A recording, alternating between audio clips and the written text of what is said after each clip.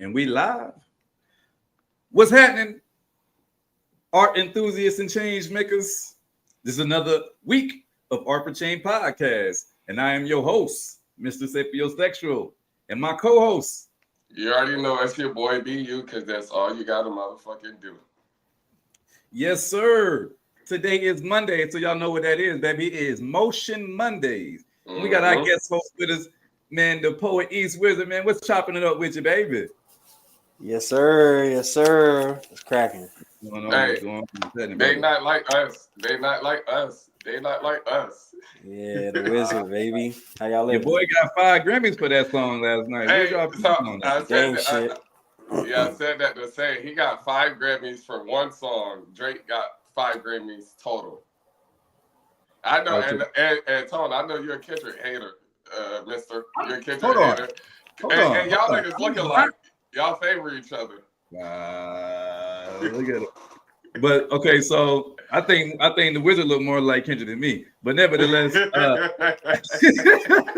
peekaboo. But look, I'm not a Kendrick hater. I don't know where you get that from. I just don't think okay. When I hear bar for bar, lyric for lyric, I don't think that, you know what I'm saying, everything that he does is as great as people put it. I'm never taking nothing away from the guy. The guy is very super talented. You know what I'm saying? They call him the big three for a reason. But I think he is in the big three. I don't think he is the biggest. That's just my opinion. But I'm from a whole different coast than he is. You know what I'm saying? West Coast got their own style of music.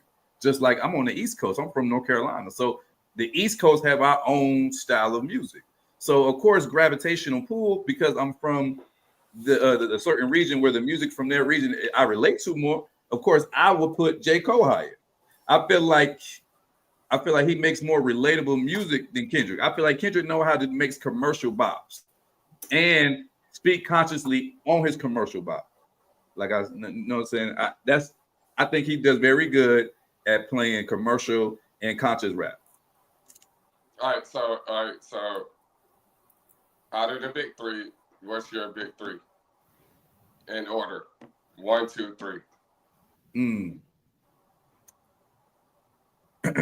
Okay. Now, if we just going off just not going off accolades, not going off money and rewards and success, just going off what I like to hear. Yeah. If I'm on a road trip, I'm putting J. Cole's on and I'm riding out. I mean, very seldomly do I put on Drake. Very seldomly do I can't ride 12 hours listening to Kendrick. I'm sorry, I cannot. I can listen to Kendrick for about an hour. That's it. You know what I'm saying? Like everything Kendrick dropped doesn't resonate with me very well. And it could be just because we're from 2 different regions. Right. So you still didn't answer. Like you didn't 1, 2, 3. So if I had to do 1, 2, 3, I think it would be J. Cole, Kendrick, and Drake. I agree with that. I would put the same thing. Yeah, I agree. Paul, all right. Hey, what you would say? All right, East Wizard. You're the rapper. So we need to use the rapper's opinion. Dialing. Nah. He said he's the best. What you talking about, baby? Nah. And to piggyback off what you just said, poet, I grew up having a relationship with you and listening to your music. So because of that, it is very difficult for me to put other people in certain places, in certain categories, because I know people personally who can go bar for bar with the greatest. We got bars now. You need to hear some of them. I was just writing goddamn type shit. But easy. Kendrick, Cole, Kendrick. Ooh, so Drake you left Drake out? He's left Drake out completely. Who? Aubrey. Who? Oh shit. He called that boy Aubrey. Hey, not the big Draco Drake. We start bringing goddamn Jay-Z and Lil Wayne and Kanye back into the conversation before we give Drake a goddamn 3 spot. Nigga. That Corday, what's his name? Corday?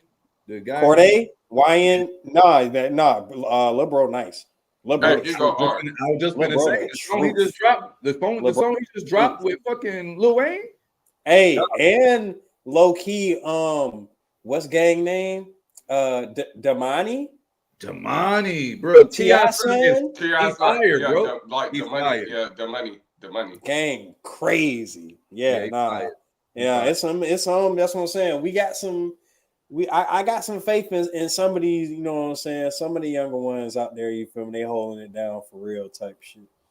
Absolutely, for sure. So y'all think he gonna play They Not Like Us at the Super Bowl?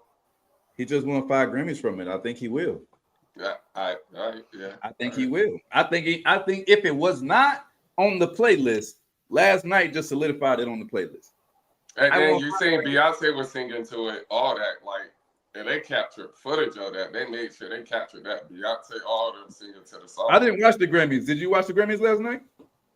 Yes, I did. I did with my kids. Yeah. Did Kendrick perform?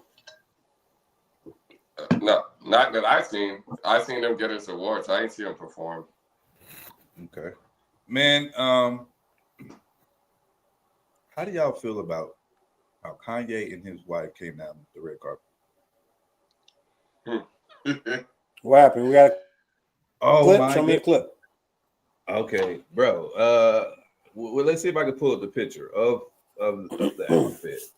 What happened? When she took the jacket off, yeah, I know what you're talking about. She didn't have the jacket on when they got out the. She didn't have the jacket on when she got out the car. When they went down the red carpet, she did not have a jacket on.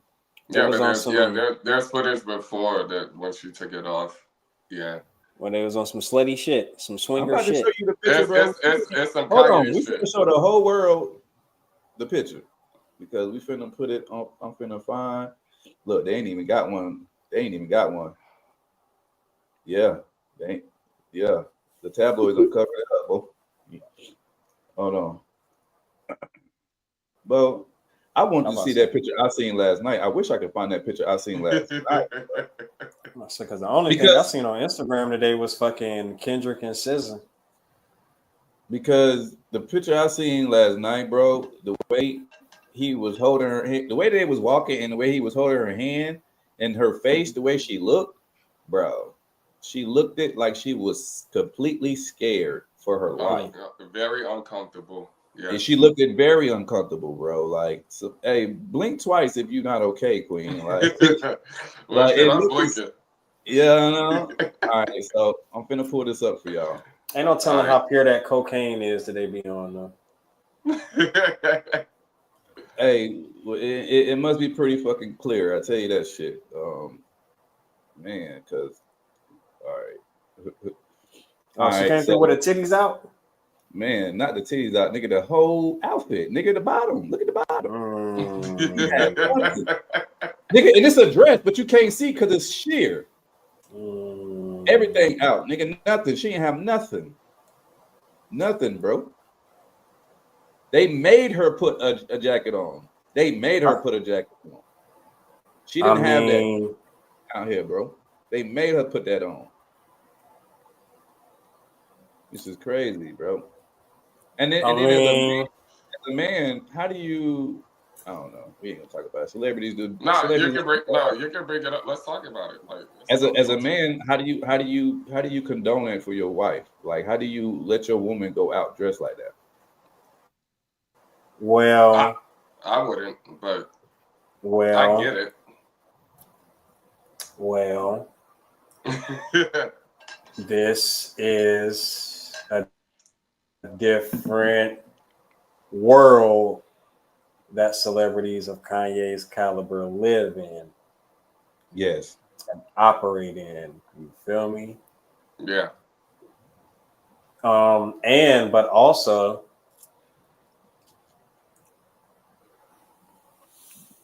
I don't know what the fuck y'all's Instagram timeline looks like, but that's not like that's the norm, pretty much. That's not a shocker to me. Like, you can see worse than that right now. If all of us pull up our Instagrams and scroll for no more than 60 seconds, we can all find worse than that right now. I agree. I mean, and damn sure don't let us, and damn sure don't let any of us screen share Twitch. I mean, Twitter right now. Yeah. Oh shit, it's gonna get worse. Now Twitter, I know you could go nude, but on my Instagram, I ain't never seen no nude, and she was in the nude. So I think that's as far as it get. You know, I done seen enough ass cheeks and nipples and pussy and that's what you got showing your algorithm, Mr. East Wizard. That's what they got on my algorithm. I don't know what the fuck hey, mister, that's what he looking up.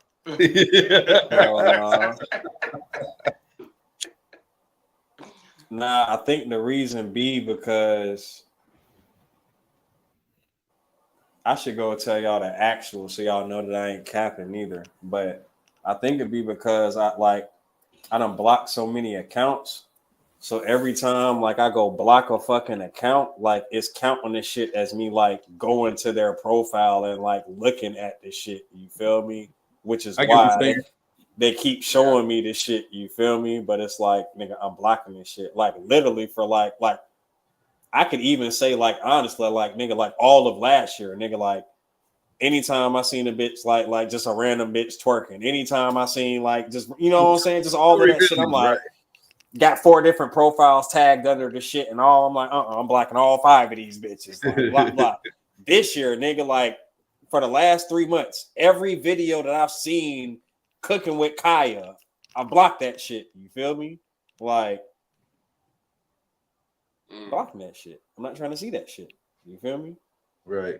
Like, and that's what I'm saying. Like, shit just keep popping up. I don't know how the fuck the algorithm work. I'll be over that shit. But algorithm work. I'll be over that. But yeah, that shit ain't. I mean, I get, but yeah, I mean, yeah, I don't. I mean, but see, this is the thing, though. Talk to us. And I will say, I mean, it's definitely one thing if there's some type of coercion or some type of like force being used, you feel me, to make a woman or anybody, you feel me, do anything, you know, we completely don't condone that type of shit. But also, you know, and I'm gonna just speak kind of frank, you know what I'm saying, in this moment. Matter of fact, maybe I shouldn't say that. I kind of want to though. But like we know that I'm gonna speak for myself. I know, you feel me, some women, you feel me, that like they just dress like sluts. They don't care, and they're not ashamed about it. You can't shame them about it. You can't tell them that they're wrong. You can't tell them that, you feel me, they're gonna do whatever the fuck they want to do, and they got their right to. You feel me? I'm not, you know what I'm saying, speaking down on them. You feel me? Yeah. And then. But then also, I know there are women who, and I'm gonna just say it like this: women who they're not sluts, but they also they'll wear whatever the fuck they want to wear in any given moment. You feel me? You catch the motherfuckers on one day, goddamn, you feel me? They covered up. You barely, all you see is they goddamn their eyes, their nose, and their lips type shit. You catch them on goddamn, you feel me, after 8 p.m. and you like, who the fuck are you type shit, you know what I'm saying? And they genuinely just like, you know, just like comfortable, like whatever you want to say, body positive, comfortable with their body, you know what I'm saying, whatever it is. But again, they gonna do whatever they want to do, dress how they want to dress, you know what I'm saying, at the same time type shit. So you're saying there's an on and off switch with it pretty much for them? Yeah. And and I'm not and yeah, just in general, I'm not going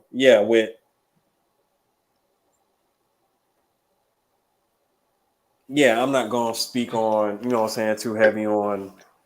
I'm saying like nobody, no individuals, like the decisions and the choices that they want to make and shit. Goddamn, you feel me? Like at the end of the day, we all seen Erykah Badu strip butt ass naked, you feel me, in that video and walk down the street. You know what I'm saying? How many years ago was that type shit? The window seat? The window seat? Yeah. You know what I'm saying? Like what, like, I mean, look, you got the, oh shit. Tell me that an Ice Spice concert, pre-Ozempic Ice Spice, wasn't worse than that shit. I don't think that was Ozempic. I think she on drugs, but that's not my opinion to speak on. But you get what I'm saying. She was shaking ass in the delis and on stage. Jen was goddamn cheeks and lips, goddamn at a Ice Spice concert, goddamn. And she had not to mention, my fault, but not to mention like, and yeah, somebody might be able to correct me, but because I don't know none of their motherfucking names, but you can look up any of these random like Latin American pop stars or Hispanic, Spanish, or even some of these Asian, you feel me, K-pop, you feel me, like they be having nothing on stage at all. I'm just saying.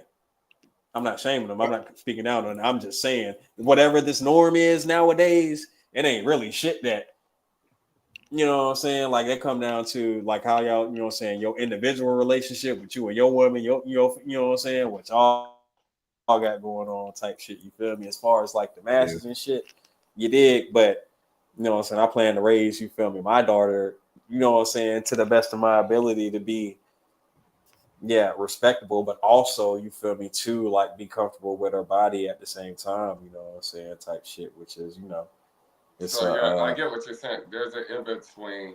So my woman can wear certain shit if I'm with her, and certain shit if I ain't. So that's how I'm gonna leave that. Like if I ain't with you, and you know I can't, because niggas gonna acknowledge your lady regardless. Mm-hmm. And then if so like this, so like this, so thong bikini, you and your shorty and your kids and shit at the beach. Shorty can wear a thong bikini. If Shorty goes to go to the beach with her two shorties, and you know facts that she there with her two shorties and shit, she can't wear no thong bikini though. She got to wear a regular joint. Yeah, she can. Okay. Cause I mean I'm comfortable and like I mean, you know. Well, then if that, it depends on the environment though. I feel it. Because I feel like wear that to the beach, like that's what you're supposed to wear. Like, I feel to the club, nigga, no, like you got to be fucked up. Right, I agree with BU on that statement. I feel that if you're wearing beach attire and every woman out here is wearing beach attire, I don't think that draws more attention to you than if you wore beach attire to a formal event.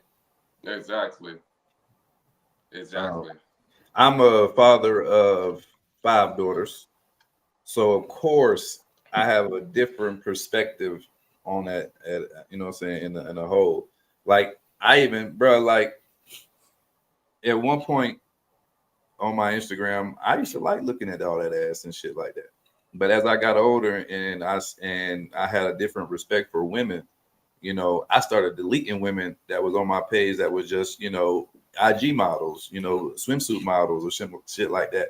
And even still, just like East Wizard said, if I go to my search, I don't even want to have nobody around me because all it's going to be on my search is a bunch of naked women. And I ain't been searching naked women in years. You know what I'm saying? So the algorithm is disproportionate in that way.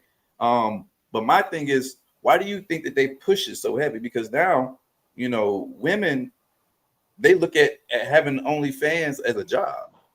You know, and these women and men are paying. You know, these women are making $100K a year off pictures. No, fuck that, 100K. Have you looked up? Now, I can't lie. It is certain joints that I have looked up, and that is probably what else done thrown up my algorithm. But like, nah, gang. But like, what's the one chick? Sophie Rain, bro. No, she's making she's making like millions a month off of that shit, gang, or was at one point. Like, no, that's insane, bro. To be making millions and you ain't even, I mean, I definitely don't know. I don't know if she actually showing anything or not, you feel me, type shit. But generally, you feel me, like, I don't know, bro. But to even think about a motherfucker making millions off of that shit, literally for just like pictures and videos, bro, that shit is insane, bro. Man, that shit is insane. She made $40 million. Look, see, that's what I'm saying, bro. She so because you gonna hear about that shit, bro. That's crazy. A chick making $40 million off of like that's crazy, gang. That's crazy. Insane. I looked her up for sure. I looked up her profile. Hell no, I got to see what the fuck this is talking about. Like, bitch, who are you? You feel me? $40 million. And I ain't gonna, and I'm gonna keep it G. I ain't gonna lie. It's a couple of but you know how you be coming across shit when it be like, well, my shit was, look, huh? Now I'm gonna keep it G. When I found out that a lot of the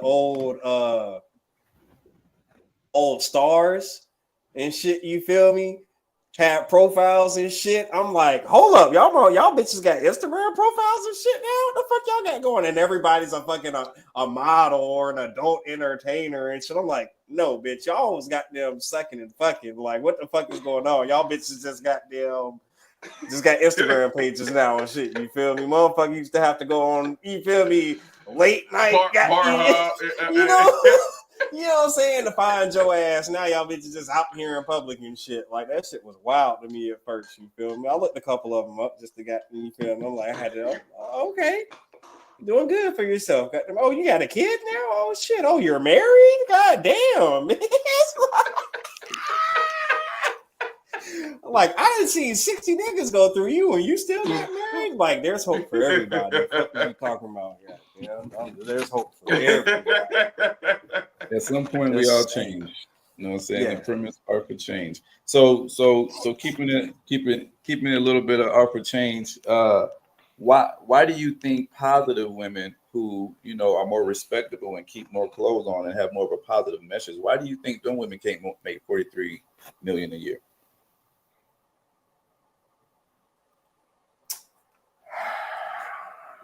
Hold on. All right. Re-ask that one again.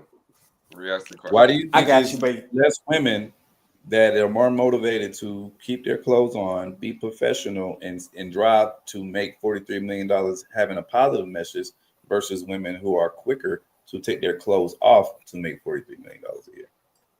I mean, I think it's they don't want to be seen as well, that, and then you got kids. The internet is eternity, so your kids gonna see that shit later on. Okay, but then let me come from a different angle too. Let's think realistically about that question. So shit, prior to, okay, and because I don't feel like going and like looking up no shit right now, but I'll even just let's just say like prior to 30 years ago, you feel me, type shit. And I mean even, and I guess even to an extent, I think you could even still say now, but I'm just to really give it context. So like 30 years ago type shit, you feel me? Mm-hmm. What was the difference in what a man and a woman was getting paid anywhere that you can think of? Right. You feel me? Anywhere that you can think of and shit, right? And then it's ironic, like you framing the question exactly how you framed it, because and I mean speculation, a little bit of assumption, but also we know from like certain facts and like certain like details of things we've seen in different like on TV in different instances, you feel me, of even in those instances of women actually still having to in one form or another take their clothes off, you feel me, to get ahead or to even try to come close to breaking even with what men, you feel me, like control, you feel me, at like that point in time. Right. And so if you think about like and then I want to really like go into it a little bit and shit, you feel me? Let's do a deep dive. So like the top of the top and shit, you feel me? As I think about with the top of the top, the richest woman that I can think of just immediately and shit, you feel me? Technically for whatever, like not really, but kind of, I just think about that woman, Queen Elizabeth. You feel me? Like she was a fucking queen and shit. You feel me? Like ain't nobody that had more bread or no power than her and shit. You feel me?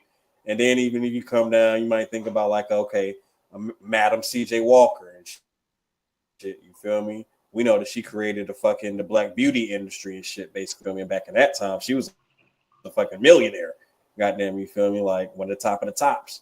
Even you got there, and you want to come back down if you want to think about like a Oprah or somebody like that and shit. You feel me? But then saying those things to think about like the time and dedication that even those just few women that I mentioned had to, the drive, the dedication, you feel me, that all of those women had to dedicate, you feel me, to those specific fields, you feel me, and even still with that, there's no like telling them can never have all of the record of all of the shit that they had to go through, even still to you know what I'm saying, to achieve those feats that they achieved.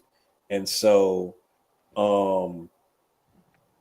that doubles back to what BU was saying as far as nowadays, like, and I mean, and this goes, well, no, let's keep it with the question though. Nowadays, as far as what our young women are seeing, yeah, because even bro, Red was just talking about this, you feel me? Like fucking basketball wives, Real Housewives, still the caliber of, and now I will say, you know, at the same time that you got your Sexy Reds and your Ice Spices, you do have your Hers and your Coco Joneses and your, you know what I'm saying? Like you do have your, yeah. But even, you know, and again, like some of the, you know, SZA's revealing, you know what I'm saying? We're not going to act like she's not. SZA's revealing. But even but even outside of that, like there are others that I can mention, like, you know what I'm saying, higher. Like Rhapsody. Higher caliber women artists that are successful. Why do you think? Do you think that Nicki Minaj is a better rapper than Rhapsody? No, I don't think so. Do you think that Sexy Red is a better rapper than Rhapsody? No, I think Rhapsody is the better. Hold up, you moving too fast though. No, nigga, no, for both. That's your answer though. That's not my fucking answer. What's your answer? I don't know yet. I still need to think about it because that's not just an immediate. Because I have not real beef, but I got beef with Rhapsody. Why you got beef with her? She from Carolina. But because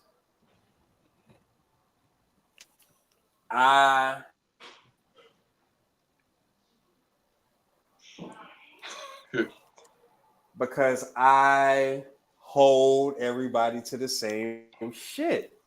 Right. And especially nowadays where everybody, especially the women, you feel me, everybody talking about equity and shit, you feel me? So I'm not just comparing Rhapsody, you feel me, to all the other woman rappers. Of course she you feel me, she essentially what's up? That's my daughter. Of course she essentially, you feel me, win that category, you feel me? But but yeah, I compare her to she's a rapper just like everybody else is a rapper, you feel me? And so for me,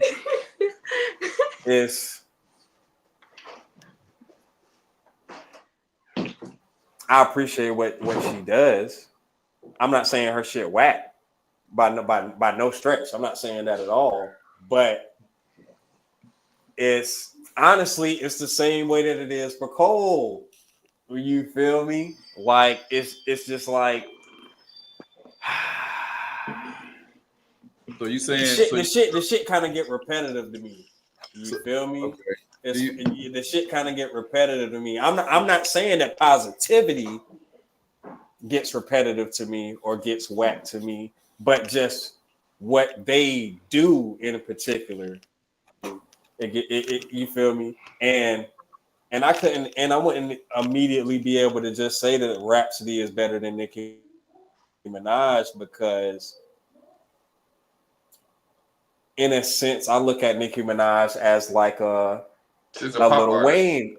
No, I'm saying I look at Nicki Minaj as a Lil Wayne archetype.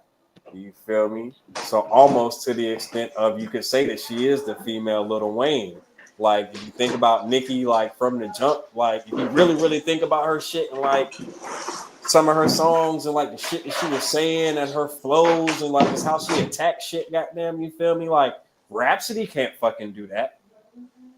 You feel me? And so even just with that alone, for me, I can't just immediately just be like, oh, Rhapsody's better. I'm not immediately saying that Nicki is better, but I'm saying that Rhapsody can't fucking do what Nicki does.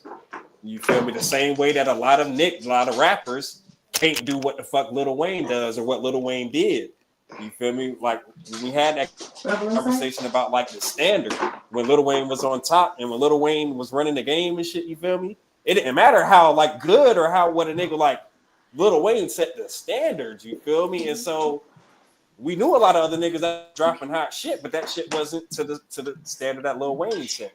And that's what I'm saying. You feel me? In this instance, like even if you think about it, goddamn, like a lot of people on Dolce right now and shit. You feel me? Rhapsody can't keep up with Dolce, but Dolce can rap, and Dolce and Dolce doesn't talk about popping her pussy and being derogatory. She actually has bars. And I would even argue that, you know, Savari wrote a lot of Nicki shit when she was fired. As soon as they broke up, she kind of fell off.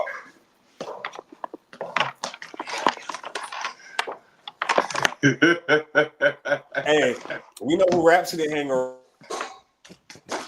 You said what now? I ain't gonna say who. I said we know who Rhapsody hang around. I ain't gonna say who wrote some of her shit or not, but we know she hang around Knife Wonder. We know she hang around Big Brother.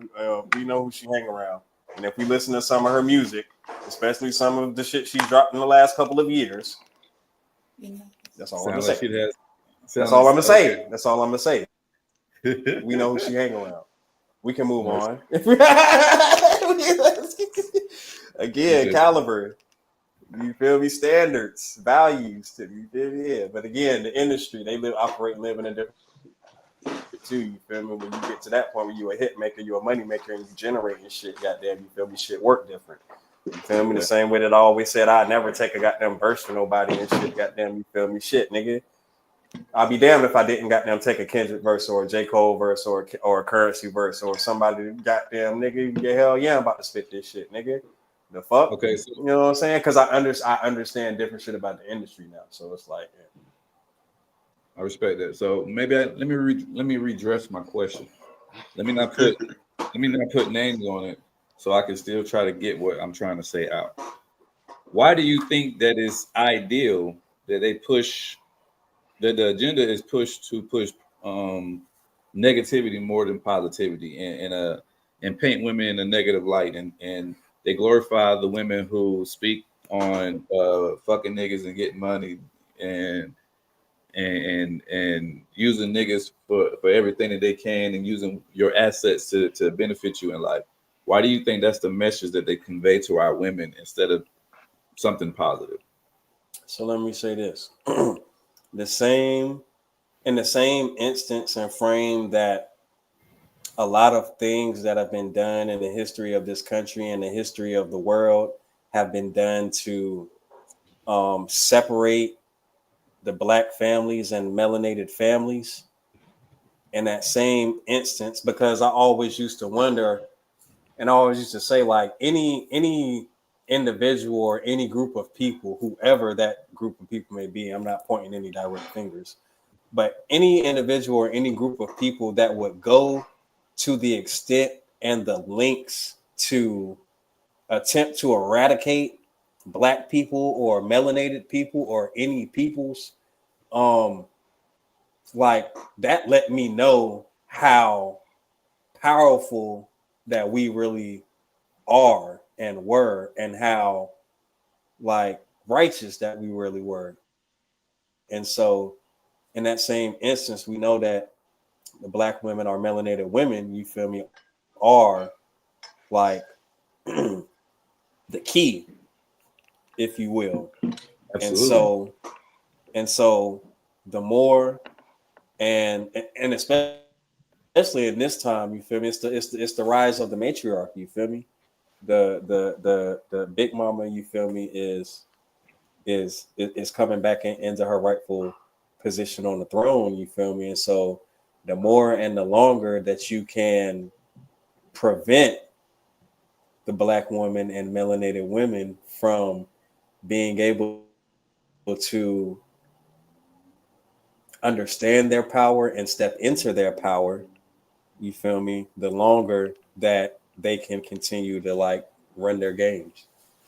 All right, I got a question with that being said. So do you think, because I see a lot of white people, no disrespect to white people, copying and then like they're mimicking our style now. How you feel about that? Because like they want to do the same thing. They're doing the same songs. We're making the songs, and they don't do it as good as us. They want to twerk to it, do all that. So yeah, the K-popers even twerking now and shit. Shit crazy. No cap. But I mean but at the same time they look down on us. Bro, most. I mean, we already know this. You feel me? Especially at this point, like, bro, so much of history has been stolen. You feel me? In particular, from Black people and other melanated communities. Yeah, you dig? Like, that ain't nothing new. You know what I'm saying? Like, that's part of the.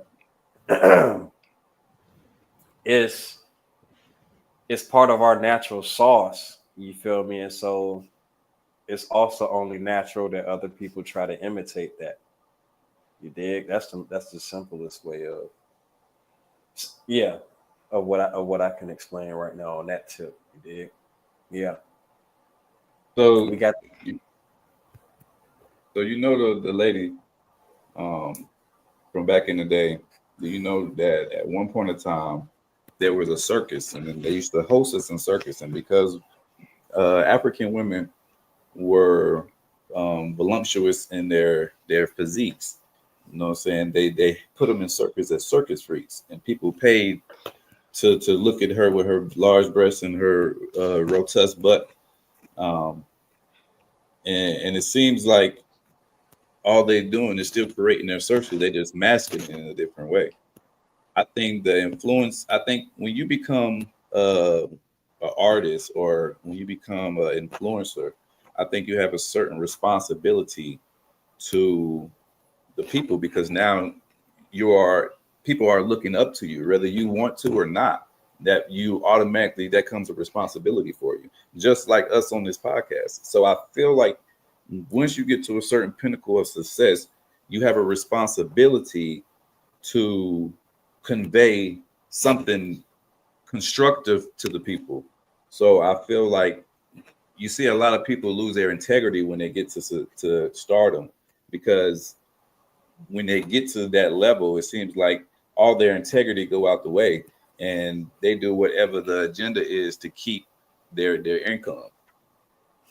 But so yeah, but this is my shit, and this is where, and I understand that it's hard for a myriad of different reasons, but this is where I want people to be able to get to and shit. You feel me? Fuck celebrities and stardom. You feel me? Like you just said, you got 5 daughters. You feel me? And I already know that you've been instilling the things in them that need to be instilled in them to make sure that they're brought up as respectable young ladies, and that they hold on to those values as they move into young adulthood and adulthood. I already know that you on top of that and shit. You feel me? Right?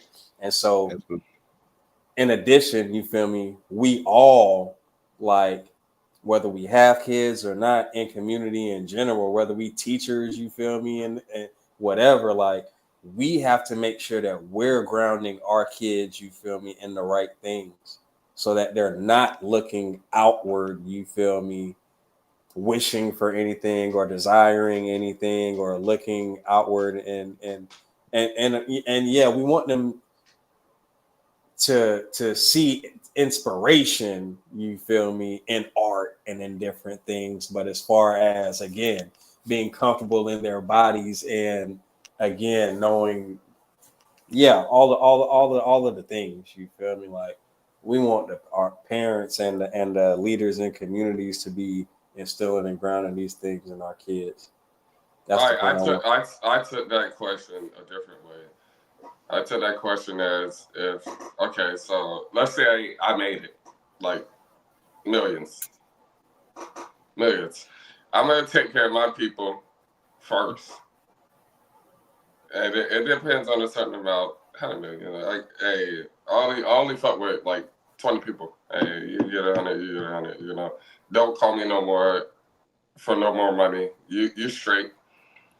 But with instilling with your kids, like you gotta like my kids think I'm rich because I don't have the biggest fucking house in the neighborhood, but what I do, but they think just because they see they're smaller, they don't know, and they get what they want. So now I'm starting to make them like work for what they want and struggle, and they're not struggling, but I make them feel like they're struggling and all that. You know, they got to work for everything. You gotta do your chores to get anything you want, everything like that. So, but yeah, that's a tough one. Mm-hmm. What about you, Mister?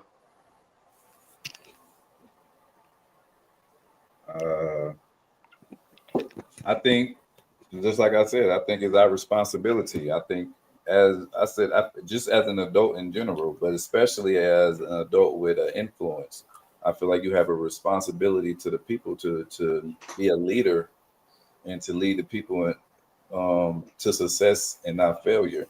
No way in the world should I be making money off of my followers, but I'm polluting their minds with bullshit. You know what I mean? But go ahead. Yeah, I just don't believe at this point in time we should be like I do agree with what you're saying, but at this point in time, I don't believe that we should be holding these people to that because that's not what they are. Right. And that's what I'm saying about getting away from the superstardom and the celebrity shit. You feel me? Like we and society just made celebrities our leaders for some reason. You feel me? Ain't none of these niggas Martin Luther King or fucking Malcolm X. You hear what I'm saying? Like SZA is a fucking singer. Like these niggas are rappers. These niggas are athletes. They play basketball and football and shit. These niggas are not fucking leaders. Right. Do you hear what I'm saying? Right. Like we got to get away from that shit. You feel me? Like, yeah, I expect a basketball player to be telling my son some shit about basketball. I expect to sit, you know what I'm saying? But I don't expect I don't expect these niggas to be teaching my kids life skills. I don't expect these people to be teaching my kids how to think. That's what I'm saying. We should already do that so that by the time they're getting exposed, you feel me, to all of this shit and to the celebrities and all of this shit, that shit doesn't matter. It starts at home. At home. And it starts with us because we still attached to that shit at the same time, even subconsciously when we don't realize it and shit. Goddamn, you feel me? Because like I said, you feel me? Like, yeah. If I but anyway, yeah, even just like if you say certain shit, you'll think about like certain niggas, like yeah, and it's just like again, it's just like, well, wait, these niggas aren't leaders though. These niggas like none of these people have actually like you know what I'm saying? I was like niggas will build a school and shit, and motherfuckers will donate money and shit, and I'm not, you know what I'm saying? Like, and it is a lot of people that do a lot of shit and give back to their fans and shit. You feel me? And that's not to take away from none of that, but speaking directly to what we talking about here, though, these motherfuckers are not leaders. Yeah, you feel me? Now, a lot of them could be. You feel me? But that's also a part of a lot of the mixy shit that goes on in these systems that exist. You feel me? And why certain shit gets suppressed and you know what I'm saying? That's and that's why one of the reasons why Kendrick, and just to double back on that now, why Kendrick got the top spot for me, because even just directly to the album that he just dropped, it's so much subliminal shit in there that it's literally like a if you know, you know type shit. If you get it, you get it type shit. And it ain't really too much shit that I can explain to you right now in this moment if you don't get it. You feel me? But the people who get it truly understand, and to be able to hear Kendrick spitting that raw and unapologetic like that, knowing and understanding that, like I said, that Kanye and Kyrie just almost got their whole fucking careers wiped out just for even speaking against goddamn Jewish people. Goddamn, you feel me? Like, and like I said, the subliminal shit that Kendrick talking about and shit, you feel me? It's like, again, it's like the shit that if you know, you know, when it's like, bro, nah, he's leading people low key and shit. Goddamn, you feel me? You feel me? Hey, we got that big rock where you feel me. That's what I was gonna say earlier. If my you feel me, I think Roxy on here. If my you feel me hoodie come in this week, we going we need those. we going live. I think it's supposed to come in this week. Hey, look, so Mad Hatter Marshall, he got a comment. He said, after the Super Bowl comes an NFL Collarbone, where it's a show of height, jump, strength in your build before they take a bid on your livestock. Things are mass everywhere. What do you take on, you know what I'm saying, celebrities, and not celebrities, but athletes, professional athletes just being like, you know, a big ass circus show, just well-paid circus? So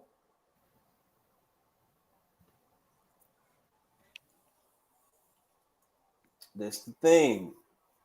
Because when you become a professional athlete, you got a contract you have to sign. It's certain things that you can't do, certain things you can't say.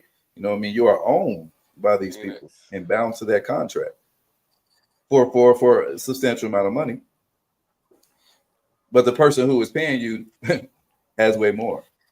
And they benefit way more. Billionaires own these the NBAs and NFL and baseball teams. First of all, even just directly on that point, that shit is no different than any other job. You feel me? Off the top. You feel me?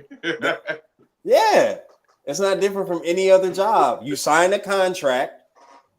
The person that's the head of the company that you're working for is damn sure a millionaire, making a lot more money than your ass is making, fucking $10 an hour, $15 an hour.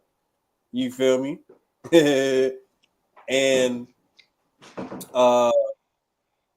like as you said, there are certain things that you can do, certain things you can't do per contract, per the mandate and the bylaws of the company, right? And so even just with that, immediately they're signing contracts and making millions of dollars. So where do we really want to go with this conversation? You feel me? Like immediately, you feel me? Now we know all of the instances of the people who done fucked that up. And we know the instances of all the people who made the absolute most out of that money in them contracts, you feel me, and is sitting well off for the rest of their life at this point. You did? So I look at that as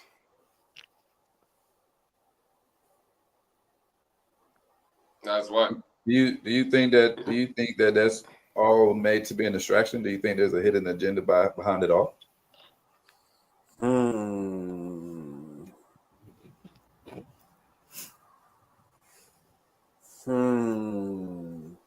Well,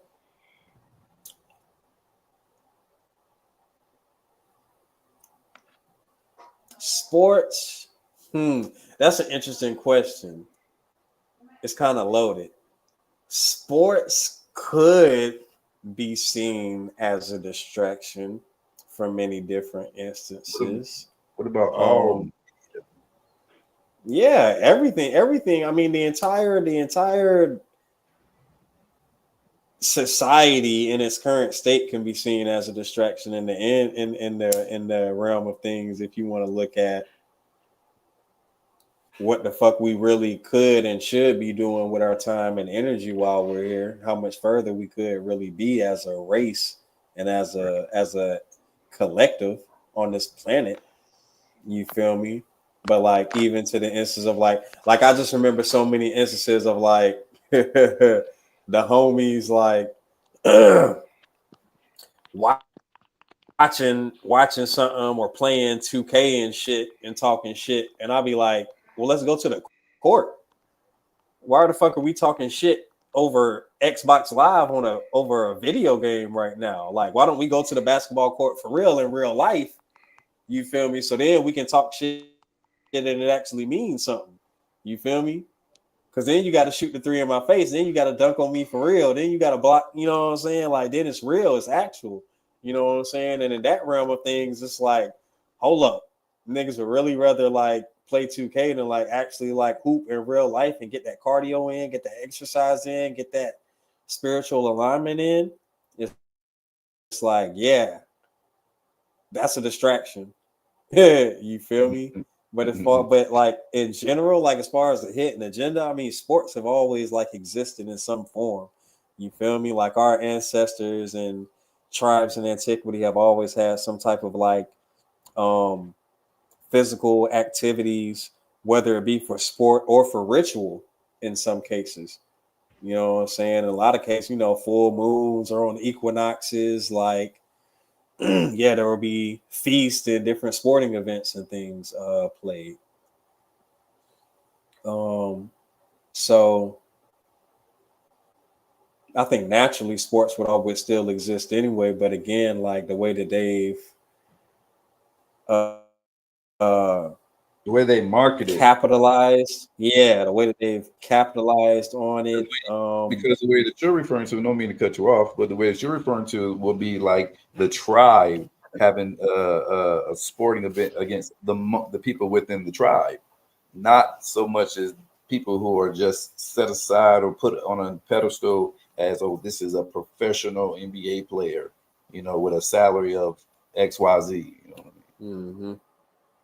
Like people break their necks when they see LeBron. You know what I'm saying? Mm-hmm. But I know guys that go down to the gym every week that'll give him a run for his money. You know? Facts. So do you think so that's what I mean. So like when you talk about, like she said, sports has always been here, and I agree with that. You know, I can agree with that. But I'm talking about like how they market it. Like, so one thing I can definitely speak to in this instance in regards to that is, I don't know, somebody might be able to correct me. I don't know exactly. I can't think exactly when it happened this time, but you know, previous to the whole college shit happening, you feel me? So for all of those years that college basketball, college football, college baseball, you feel me? All of these collegiate sports was bringing in all of this money, and none of those athletes were getting paid. They were selling all those jerseys with their names on it, selling all of that. You feel me? Putting them on commercials on ESPN and all of that shit in magazines and everything. And they wasn't getting a drop of nothing. You feel me? Well, so like getting speaking like you said, through their tuition. Most of their education was free. Yeah, and but marketing that was in the magazine wasn't no fucking million. Professional leagues. Yeah, the tuition wasn't no fucking million though. They was bringing in millions off of them motherfuckers' names for years. All of them motherfuckers. No, I agree with that. And to that effect, that shit is insane when you think about that. You feel me? Nickels the dimes to what the establishment or the school made off of the names. Gotcha. Yeah. Gotcha. Like, even if a nigga tuition was $100,000 a year for some reason. What's a million minus 100,000? Yeah. Yeah. You still got 900,000. So man had a Marshall. He got a statement that we was speaking on earlier. He said, but they give them nicknames to market. He said, is it for marketing or is it part of like taking a dig?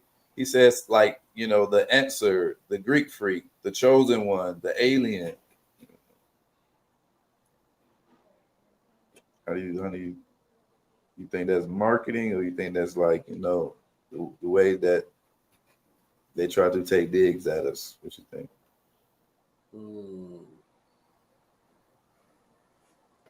It's both. I don't know. I think it's both. Yeah, I don't fucking know because I don't be knowing if I don't know if like the announcers and shit be making up them nicknames or the niggas be making up them nicknames themselves because I literally just don't know. Respect that. Let's keep it right on rolling. So did any of y'all hear about the recent plane crash? Hey, yeah. Which one? Which one? It's been a lot of them. All right, so now I'm about to get on guys. All right, so it's been a lot of them. Even the latest one with the medical in Philadelphia. Yes, I heard about that. Yeah. So that's some shit to think about. Then you got the one catching on flyer in Houston. The first one though, where the helicopter ran into the fucking plane. But they didn't. Killed all them kids and shit. Yeah, but they didn't follow protocol. Nigga, it ain't no nigga. You think it's speak on it? I can't speak all the way on it in this moment because you don't know all the details. I know the Not details. If you was talking about goddamn they went off protocol, nigga. That fucking helicopter was marked for fucking. It had some shit on it where it was marked for like it was some special cargo and shit. You feel me? Meaning that whoever the fuck was flying that bitch was damn sure a trained fucking professional and knew exactly all of the fucking shit that they were supposed to be doing, the height that they were supposed to be at, and damn sure knew everything the fuck they were supposed to be doing. No, that shit was a fucking ritual. No, that helicopter taking that plane out was a ritual. The plane didn't hit the helicopter. The helicopter ran straight into that fucking plane. If you look at the video, you can pull that shit up the fuck now. Yeah, but the won't no malfunction and won't that high. I get what you're saying. They weren't supposed to be as high as they were. Nigga, look at my head. Like, we're going down here. You're supposed to be this low. You can't go above like 200 feet with the helicopter training. And the plane is coming down at 400. So you're at 400 and you collide. Nigga, so what are we talking about? The shit was a ritual. I hear what you're saying, but the shit was a ritual. Man, if all these other if it would have just been that one, that one, I wouldn't have bat a fucking eyelash. But then all of these other motherfucking just planes just falling out the sky all in the same fucking week, you can kiss my fucking ass, nigga. That's just not a fucking coincidence, gang. It's not a coinky dink, brother. It's not that time period. We can't be that lackadaisical and shit where we just like, oh nah, it's just nah, bro. Nah. All right, so who was on that plane that they had to sacrifice? I don't know about the helicopter because they saying from a couple of the joints that I was watching, they saying that there's some clearances that some government officials have to where they don't even like have to identify, you feel me, like who's on the craft and shit, you feel me, which we know is facts. But then also because in all of the crashes, it's been young folks, you feel me, that's been dying. There's been some other, you know what I'm saying, but it's been a lot of young folks that's been dying. Yeah, like that's girls. Yeah, you feel me? That's they doing that. Yeah, they doing their little shit, you feel me? And the likes of what I just said earlier as well, knowing that this is the return of the matriarch and the woman back to power and shit. And so it's the end of a lot of shit, you feel me? And so they doing all of their last minute efforts to try to hold on to what, you know what I'm saying, all of the illusions and all of the little shit to try to keep the veil over everybody and shit, you feel me? But like woman back in power, and that's what I'm saying. Shit is so apparent now. As far as what part? The woman back in power thing. So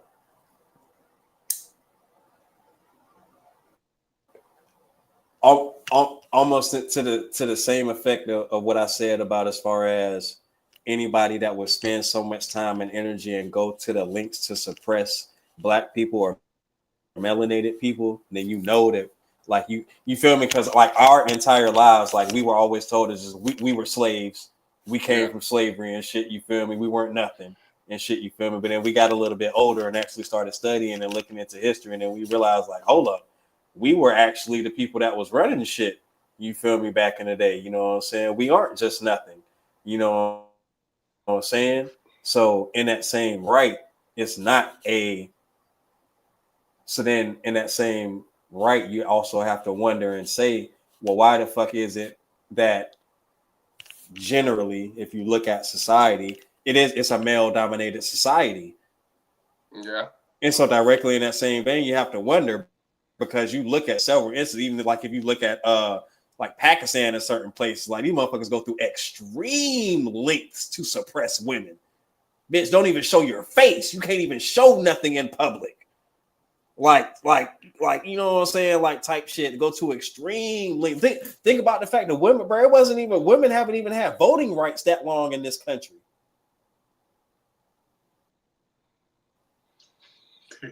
You feel me? I feel you.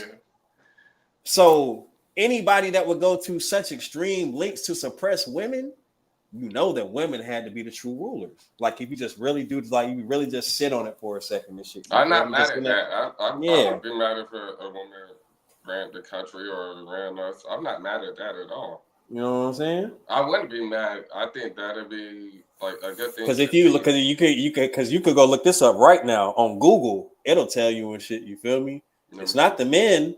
You feel me? Women are the ones that hold, that their genetics hold the key to everything in this universe. To every, you feel me? I ain't gotta look that up. I agree. I ain't got existence of humankind on this planet. The black woman holds in her DNA. Not even black woman in general. But yeah. But no, from what I just said, specifically to black woman, the black woman is the one that holds, black women is the woman that holds all the genetic codes on this planet. That's black woman, that's facts. A black woman, it is the only woman that can birth any color baby. Yeah. All right, so without a mix, you know what I'm saying? Yeah, what you said, without a mix? Without a mix, without mixing traits in DNA. Oh yeah, I mean, I get that. I know that. Yeah. Dormant shit can just pop out of nowhere. Goddamn, you feel me? The oldest, the basically like all civilization, as far as humans, Homo sapiens, derived from a woman, an African woman. So Mother Earth, or however you want to put it, you know what I mean? That's where you get that from.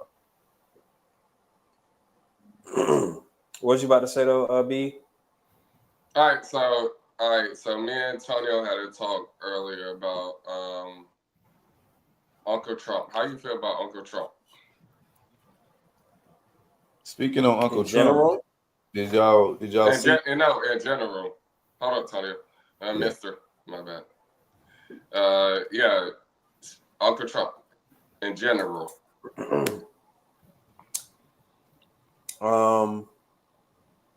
In general, I'm gonna say this. Just to start off, and then I want Tone to share what he was about to share. What else this nigga done did? Now on some real shit though. People, you know, talking about Trump fucking shit up, and Trump gonna fuck shit up.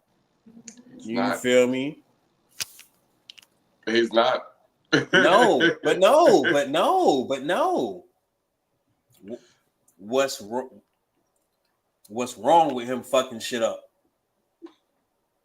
That's what we need, right? That's just how I want to start. I'm not saying I fuck with him, but I'm saying that if he's fucking shit up, yeah, I get it. All of us complaining about this shit in some aspect on a daily basis anyway. Right. Yeah. You feel me? All right.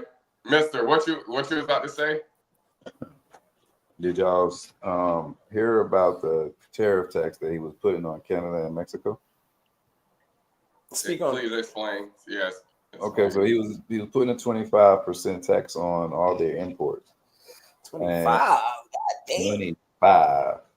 And he's going to put another 10% more on countries that are further away. These are our neighboring countries.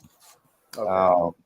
And the Canada Prime Minister came and spoke yesterday and basically said that they were letting us know, like, this deal was going to hurt the American people. Like, what I mean? He put the numbers out, like, over $100 billion worth for, our auto industry comes imports and parts come from Canada.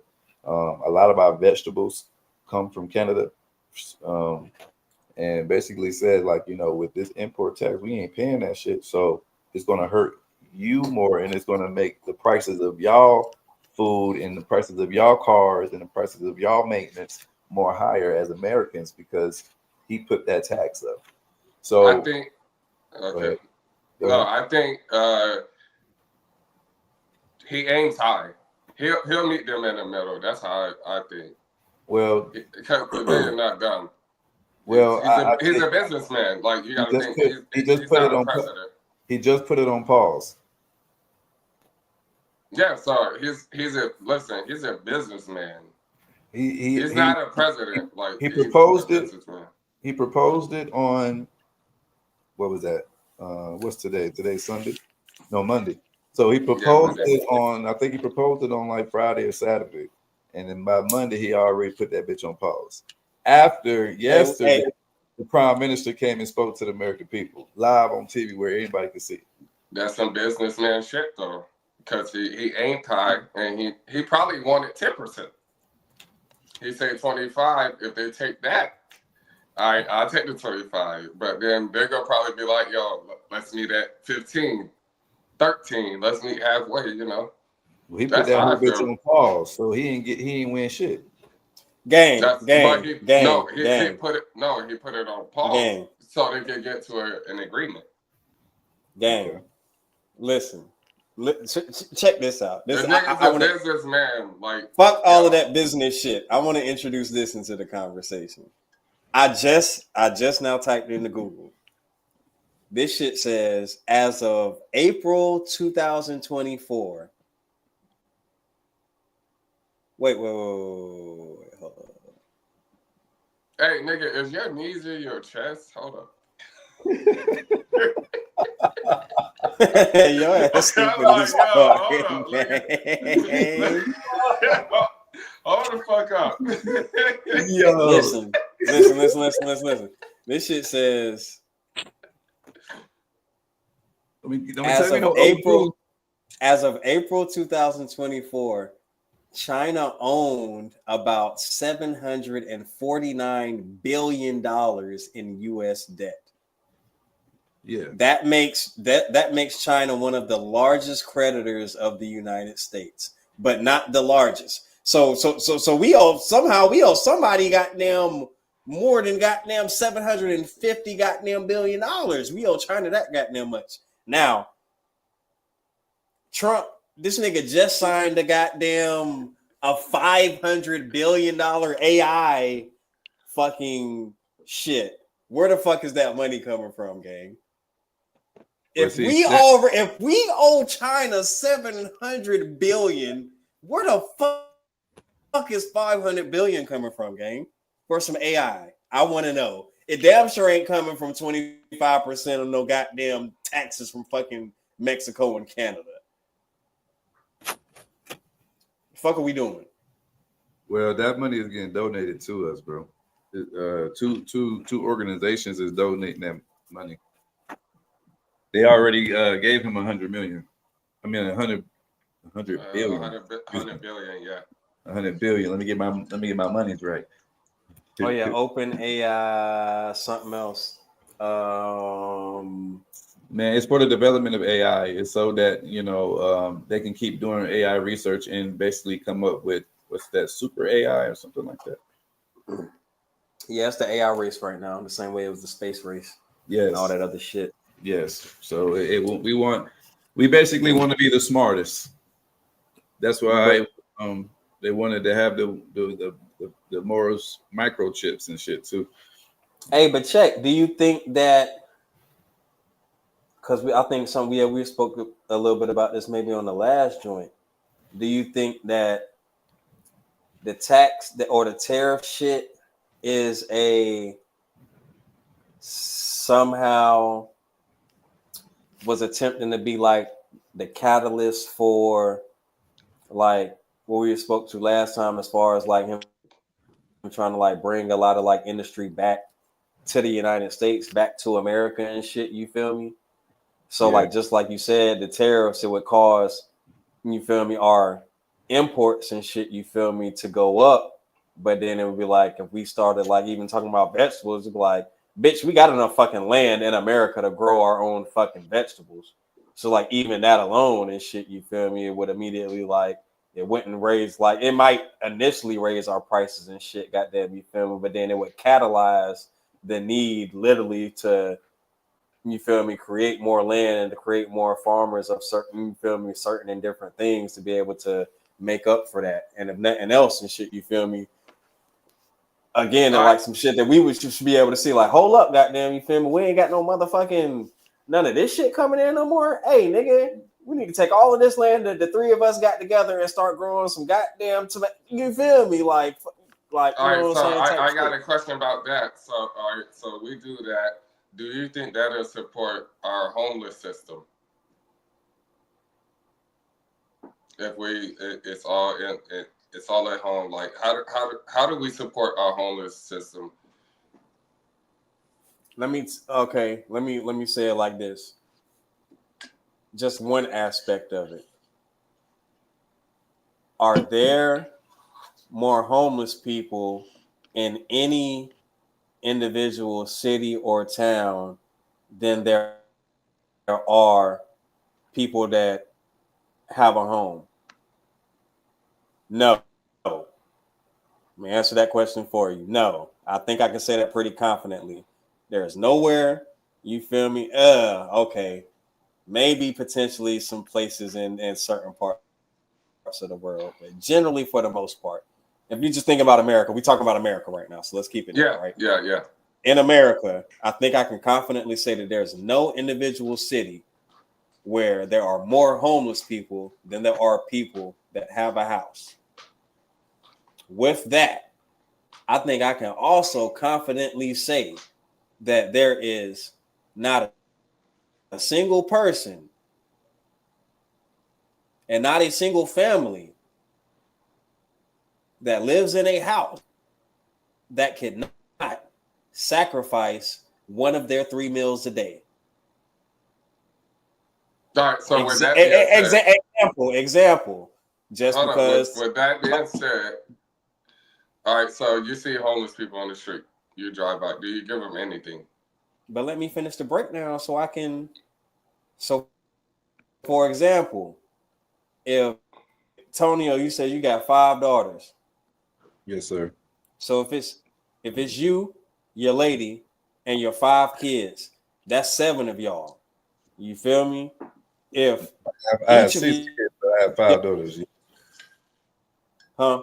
So I'm just speaking, you feel me? So hypothetically, so if it's 7 of y'all, 5 daughters too, yeah. If each of y'all individually sacrifice 1 meal, you feel me? Theoretically, one homeless person can eat for 2.5 days just off of y'all sacrificing 1 meal out of y'all's 1 day. And generally speaking, I don't think that like that will hurt y'all that much. Right. So then same for you, BU. That would be another. So then that would damn near be a you feel me, a whole 2.5. Y'all done got damn near a whole, you feel me, to help the homeless person eat for a whole week just off of sacrificing 1 meal a day. You feel me? It's not about us because you talking about me and him. I asked you, all right, so you stopped by. But you got to hear what I'm saying. You got to hear what I'm saying. This is a bigger picture. You talking about, not to say I'm not coming at you, but I'm saying you talking about something smaller. We talking about the bigger picture of homelessness in America. So if y'all 2 households, I got you. If 2 households sacrifice one meal for one day and help a homeless person eat for a week, then on the expansion of that, just on a food level, just from that aspect, and we ain't even talking about. You feel me? And we ain't even talking about like having a garden for somebody to grow to, or having or putting something in somebody's hand to be able to go to a store and get groceries or any type of other situation, but just off of the sacrifice of a meal, theoretically, food could be covered for everybody in America. You feel me? And then the same way that we have enough land to grow whatever the fuck we need to grow here in America, there is damn sure enough space to house everyone that needs somewhere that needs shelter. You feel me? And if we're fucking $700 billion in debt,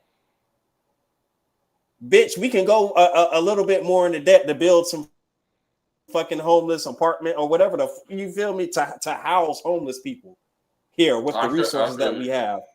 No question about that. You feel me? That's simple. Cheese. So basically, in his opinion, I'm gonna put it real short. In his opinion, there should be no reason for anybody here in America, especially just exclusively here in America, that's homeless or without a meal. And in my opinion, hold the fuck up though. I want to ask my question. Now, hold on. Hey, but now double back to some of the. But listen. Y'all got it until I get on. Y'all got it. I just want to drop this. I want to hear y'all spin it in because this shit getting good. Because I'm about to spin it. Now double back to the athlete celebrity shit, and we was talking about leaders. A motherfucker getting a fucking $100 million, $200 million contract and shit, and we got homeless people still. What the fuck are we doing? Yeah, hold the fuck What the fuck are we doing? First of all, second, I'm gonna start with second of all. Hold on, let me talk. I'm gonna skip. First of all, second of all, there's athletes that do all that shit. Facts. But it's not on the radar. You don't know about it. You don't know what they do. Facts. You don't know that shit.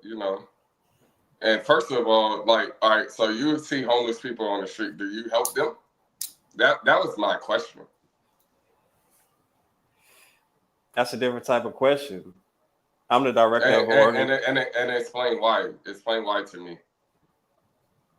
Well, I'm the director of an organization. I got people that's doing work that act like handing out tents and shit for homeless people, so that when the city was stopping them from doing it and shit, trying to say that we couldn't give tents to homeless people so that they wouldn't freeze to death outside and shit. You feel me? And we had to fight against them to that shit to be able to give out the remainder of our tents and a certain amount of tents and shit. You feel me? And so. I might not every time I see a homeless person, I might not do something for them, but like people in my organization are literally doing shit like that. You feel me? Because how do you pick and choose? Because I pick and choose. It got to make sense to me. I do pick and choose, and I ain't gonna lie. The easiest shit is I just keep like my father. Yeah, I mean my father just is simple. My father just like. Yeah, just you feel it in your heart. It ain't even no like tough shit for real, especially like directly like if somebody asks you for some shit, you feel me? And even by certain shit, you feel me, it'll let you know like what's what and shit, you feel me? Like I remember one time and shit, you feel me, like somebody, you feel me, my pops and shit, you feel me, for some money to get some food and shit, goddamn, you feel me? And he bought them some food and shit, you feel me? And they act like they didn't want to take the shit, goddamn, you feel me? And that type shit lets you know, like, nigga, you wasn't about to take that money and go buy no fucking food.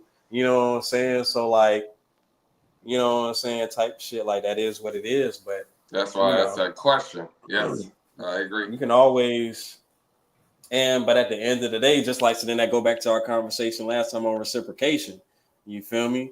As long as you doing, does that shit ever really matter and shit? You feel me? At the end of the day, those are the type of situations, especially where it's like, bro, as long as you did what was right in your heart and shit, you feel me? Because even in the situations where a nigga that gave some money and you know that nigga about to go buy a 40 or know that nigga about to go buy a bag and shit, you feel me?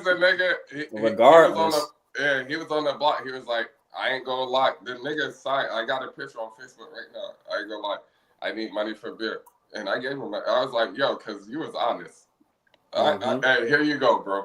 Hey, but then, yeah, I'm going to come to, so hold on, let me read this first and I'm going to say what I want to say because it kind of, he said, do you know that homeless communities are some of the smartest people around people that hang around in libraries that only people that still might, the only people that might are from good careers but got sick of life. Yeah, and so on that, I remember one time I was in San Francisco. I was out there for some work shit for a gathering, and we were at Google headquarters and shit. We was working out of Google headquarters for the weekend. You know, that's the gay capital. But listen, so we was working out of Google headquarters and shit for the weekend, and that shit, nigga, it's Google headquarters, nigga. That shit is super. That shit might as well have been like on, you know what I'm saying, Tony Stark headquarters type shit. You feel me? Like that shit was crazy type shit. But then, like especially after after the first day type shit, I kind of like I peeped the scene, and especially like what people had kind of like told me about. I got to see firsthand. So you know, like on lunch break type shit, I go outside, you know, smoke my blunt and shit. You feel me? Take my little walk and shit, and I legit like I started seeing like shit that disturbed me, not like in the shit just disturbed me because like what I'm used to homelessness as far as like around here in Durham and different areas is different and shit. You feel me? You know, you used to the person begging at the gas station or at the whatever. Used to seeing the people ducked off in like in woods and behind like the food lions and rail tracks and shit and under the highways and shit. Used to seeing the people with the cans at the stoplights and all of that shit type shit, you feel me? But I'm out there in San Francisco, and like I'm saying, we sitting inside this $1 million, $1 billion fucking facility and shit, all this food and shit, everything paid for, all of this, and I step right outside and shit, you feel me? And I'm walking down, and it's like it was the complete opposite of what I experienced out there. Like the homeless people wasn't begging for shit. They wasn't asking you for nothing. They wasn't like, example, I'm smoking a blunt sitting there. I literally watched, it was this homeless man. He was sitting at this table and he was sitting there. And I watched this other lady get up and get done. And then when she got up and walked away, I saw him get up then. And I'm like, people, I'm like, what the fuck is he doing? He goes over to the trash can.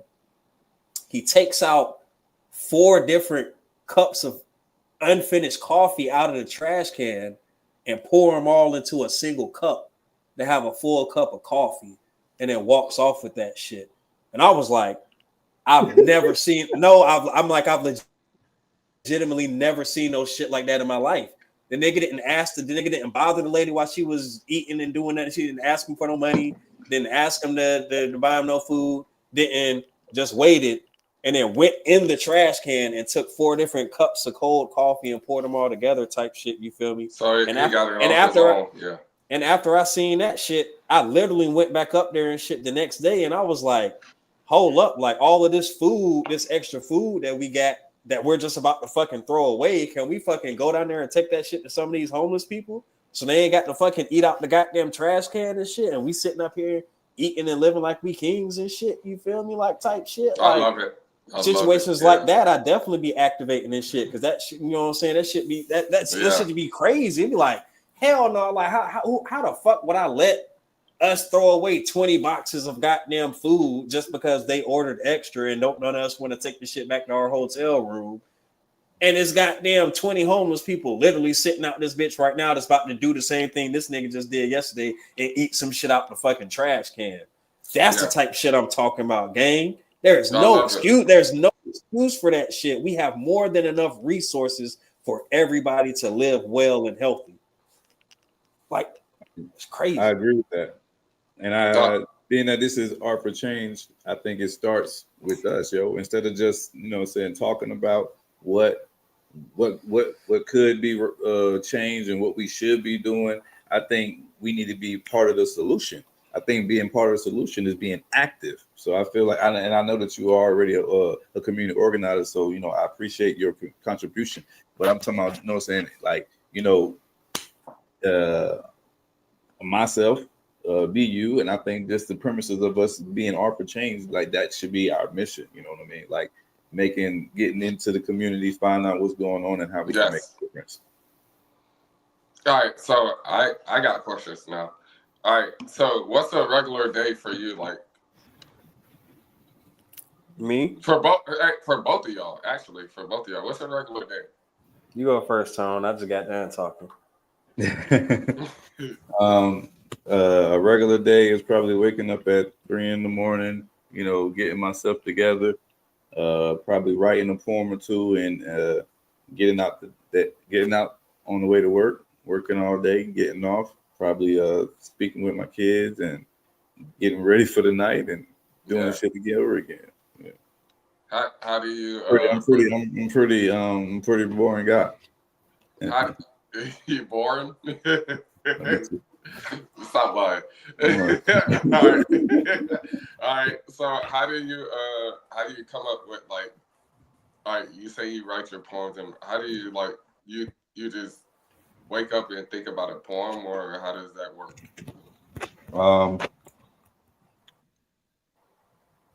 You want me I'm gonna keep it all the way 100. This is really what it is. Like a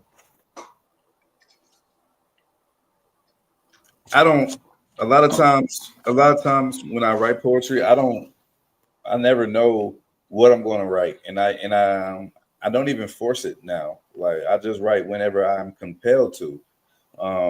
But honestly, when I write, a lot of times I cannot take credit for the things that go on that paper, bro. It's really from a higher source. I feel like God writes through me, you know what I mean? And I feel like he uses me, and I'll just be a vessel in that time, because I don't even be knowing what I'm going to write about or what it's going to be until it's done. And then when I'm done, I look back at it, I'm like, damn. You know? And I used to I used to never share my poetry to the world, but I still have always written.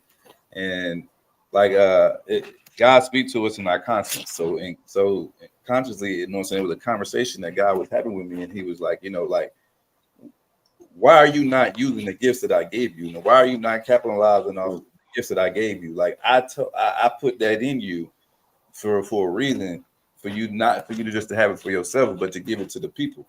And so I just started being obedient with it. Like, poet. My day. What's just a regular day? Like a regular day for you? But like, so hold on, I want to say, boring is the best. Hold on. I'll pretty go boring first. here. So a day for me usually, wake up about 6. And somewhere in between there most of the time, but wake up. Usually try to get some form of meditation in, a little workout in, and then straighten to work. Can you explain your process of meditation, like the process of it? There's different forms of meditation. Sometimes, so the more, let me go from the bottom to the top. So okay. it'll be quick. It'll be quick, and ain't gonna be like extended. But so like, the most simple form of a meditation that I'll do, and most of the time I try to do is like as soon as I wake up, like even before I even like roll out the bed or even throw the covers off or anything, like as soon as I wake up and I'm like, you know what I'm saying, like kind of getting like up and shit, I'll just say like give thanks to the Most High, the Creator. Yeah. You feel me, of everything.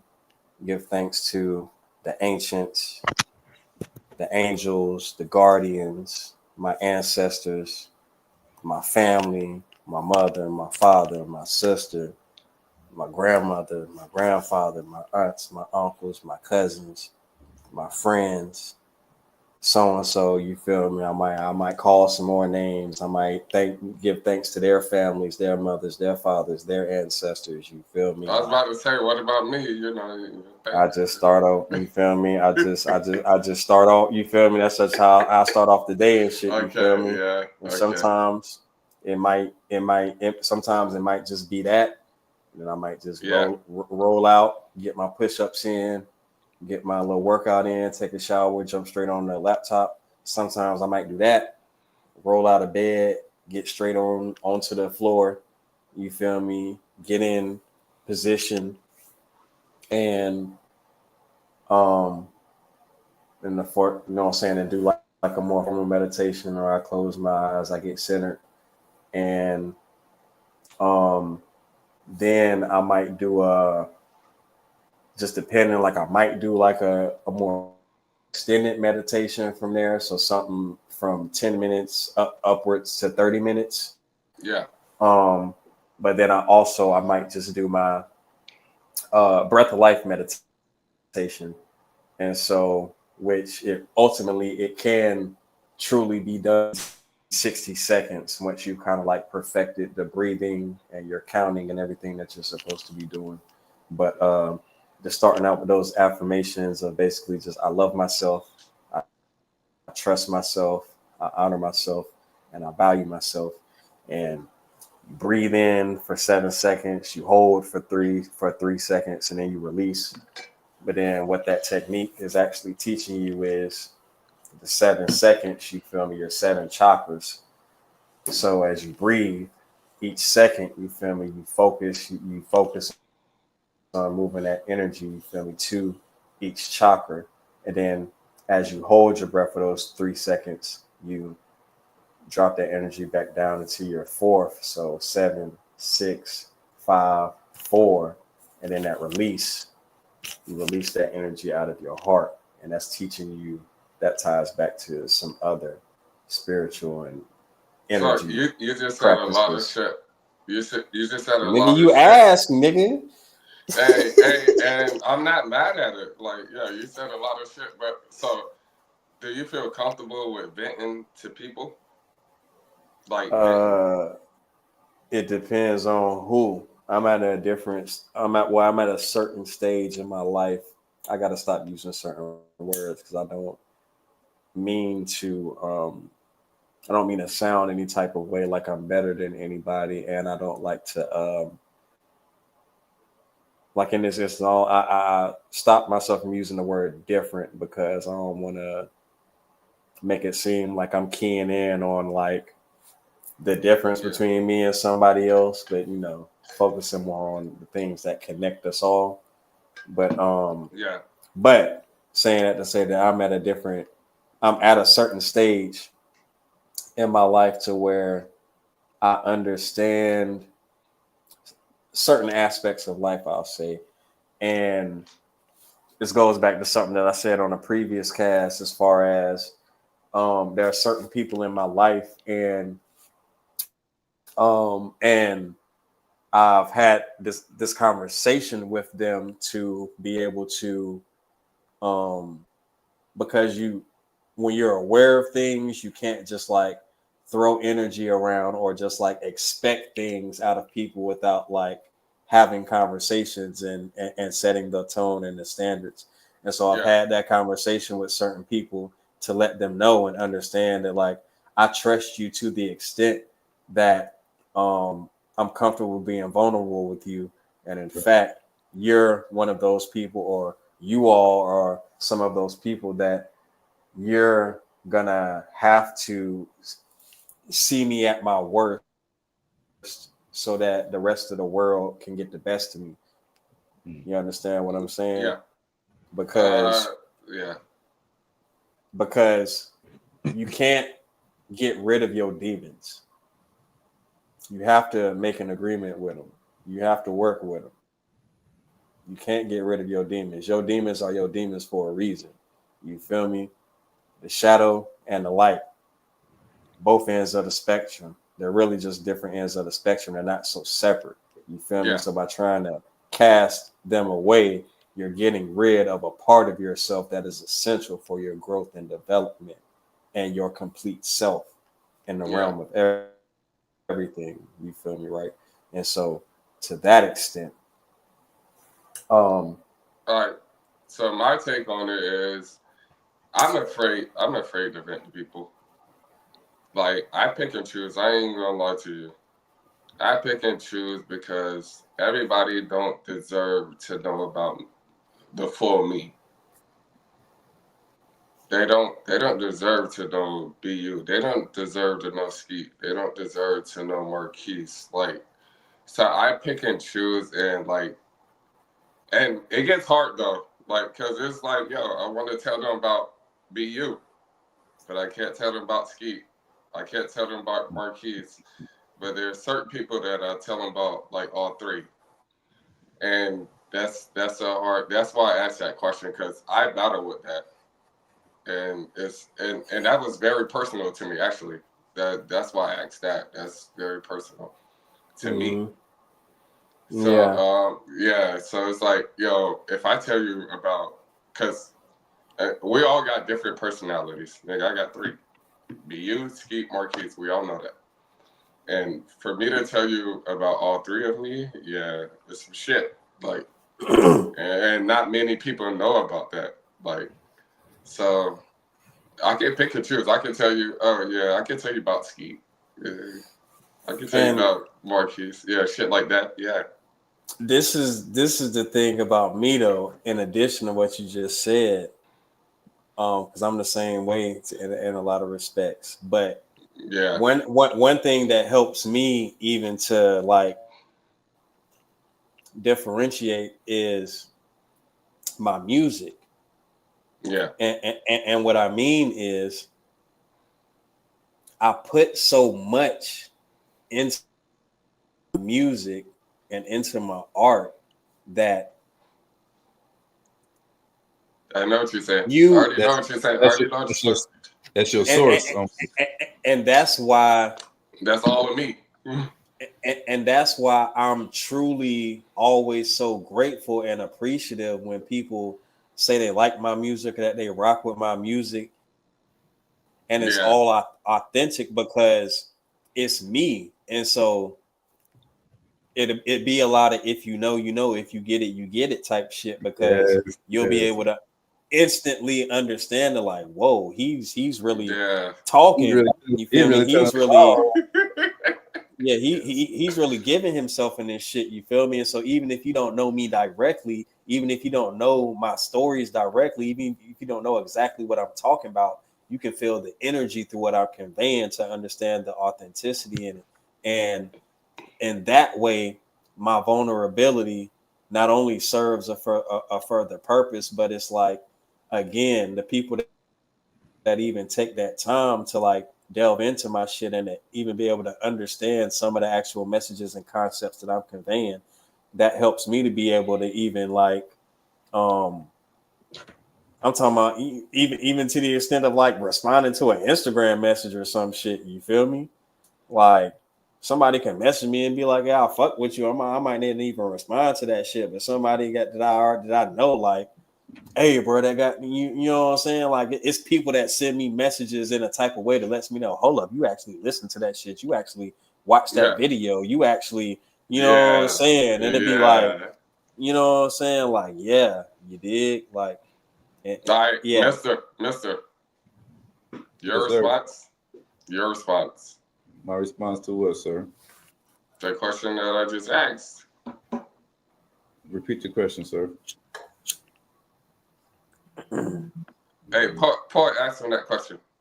Are you vulnerable? How what are your feelings on vulnerability? Do I? The same response. The same question I asked him. Mm-hmm.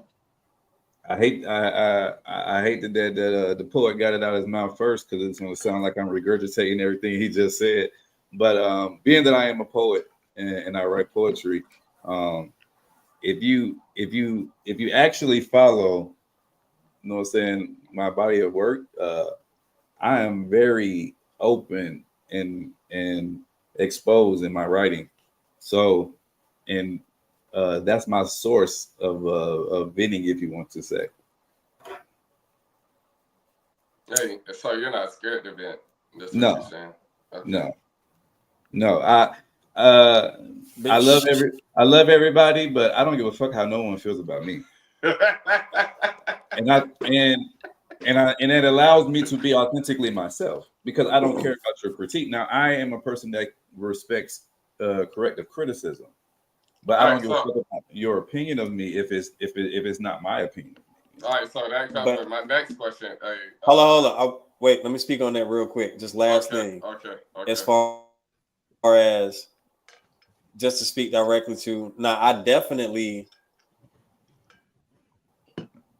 don't like using the word scared really, but like, yeah, I definitely felt some type of way about my vulnerability, even in my art and my music. And that's one of the things that makes like this last album that I just dropped, but then even these projects that I've dropped like over the last year or so, kind of like really special in a different type of way, because especially for the folks who like were around and that know like the stories and certain situations and certain things enough to they know like how long ago, and they're like, damn, he's speaking, you know what I'm saying, he's just speaking on that shit now. But then certain people know, like, even just for like certain legal reasons for like certain things, you feel me, it's certain shit that I couldn't speak on and shit, you feel me. And like as an artist, you feel me, as far as being vulnerable, it's like I had to think about a lot of that shit, you feel me, in the realm of, but then, you know, that's what makes being an artist more interesting, like how we use our wordplay, how we use subliminal messaging and similes and metaphors and things to speak on things in slight ways, but then, you know, kind of get things across. But it got to a point now where I'm like, oh, enough time has passed where I can actually speak on certain things now. And then, so those things coming out of my messaging is like, oh, it's like it helped me to be able to, like, it freed me up a little bit, you know what I'm saying, in a sense, like some of that stuff was like weighing on my spirit. And it's like, yeah, to finally be able to release some of those things in that way. It's like, yes, certain things, like even with having certain people that I'm comfortable with, you know what I'm saying, on my demons, there's still certain things that's like I can't necessarily like talk about directly to, you know what I'm saying, to a person, or I still like have those issues, but like through the writing, I'm able to get that fix that I need. Right. So, is it hard to Mister? Is it hard to take advice from this for both of y'all? Actually, goddamn. Is it hard to take advice from other people that criticize you?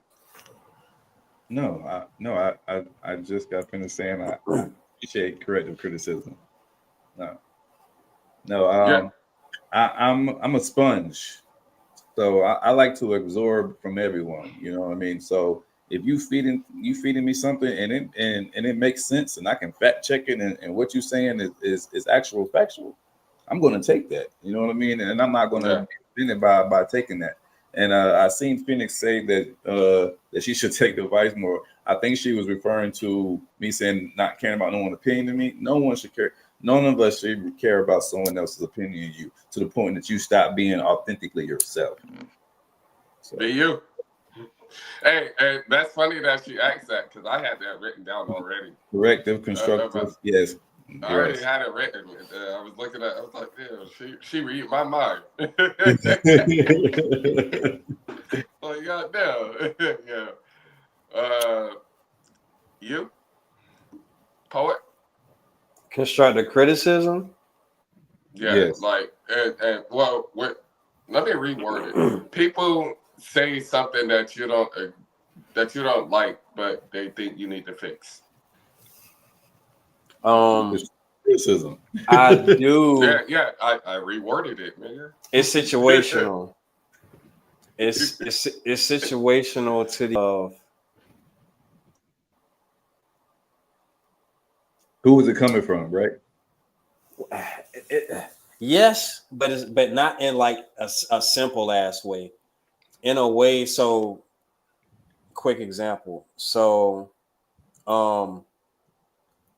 anybody that knows me or anybody, especially the folks that like have worked with me, you feel me, in the last few years, like directly, like people who are featured with me, the people who are recording and engineering me, the people who are in the studio writing alongside me and things of that nature. They would, and this is not in an egotistical type of way or nothing like that, but they would never correct me on shit. You feel me? Because they know me. Okay. Because they know me, right? And so like speaking directly to like some musical shit, you feel me? So for somebody that's and this is where it get a little bit mixy, but for somebody that's not reputable, or for somebody that like in a sense, like, who are you? You know what I'm saying? Like, who are you? You know what I'm saying? Like, to oh yeah, I'm gonna ask that question. To try to criticize or to try to speak on something regarding my music, especially or even asking a question about my music. So if you come out of your mouth first and try to say, you feel me, you should do this, or this could sound better, or before even asking me, you feel me, what was the idea, what was the message there, or what you know what I'm saying? So if you come with me with that energy off the gate, yes, it's hard for me to deal with that, not in the sense of it hurts my feelings, but it's hard for me to like to deal with that energy, you feel me? Because it's like, nigga, you don't know me. Because what I do, you understand, I'm a Virgo, not just I'm a Virgo, I'm a Virgo, Libra, Scorpio, in that order. And so when I say everything I do is perfect, everything that I do is perfect. And I don't mean in the sense of perfection as people hold up, but I don't mean in the sense of perfection as people think of perfection, like I'm saying I'm this perfect person, but I mean that naturally and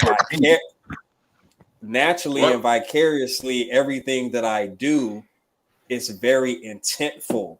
Everything that I do is on purpose, especially in my music. Every tone that I hit, every syllable, every pronunciation, you feel me? And the end product, you feel me, it's very intentional and specific. So what I put out, I know exactly what the fuck I put out. You feel me? I don't put out nothing before I feel it's ready to be put out, and I put out exactly what I intend to put out. And so by that, it's so you perfect. pre-thought about it. You pre-thought about it. Not necessarily, but what happens. And I'm not to cut you, but it's just like, because I can't say that, because there's literally been instances. I have tracks where I recorded a track and like hook, for some reason, when we played the shit back, the shit was sped up. You feel me?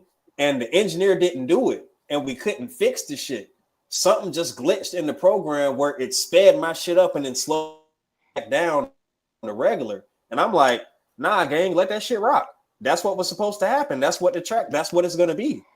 And even to this day, like, if I don't say it, if I don't explain that, people would think that the engineer went back in the aftermath, slowed that shit down on the hook and sped it up, and think that we did it with an effect.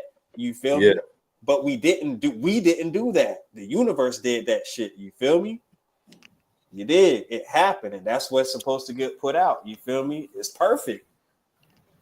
You know what I'm saying? So, hold on. You said Virgo, Libra, Scorpio. You're all three? In that order. No, okay. All right. Virgo sun, rising, Libra, Scorpio, moon. All right. So we're at an age in our life. We're grown. Like, how do you feel like, how has life worked out for you, and what more do we have to do? This is a question for all of us.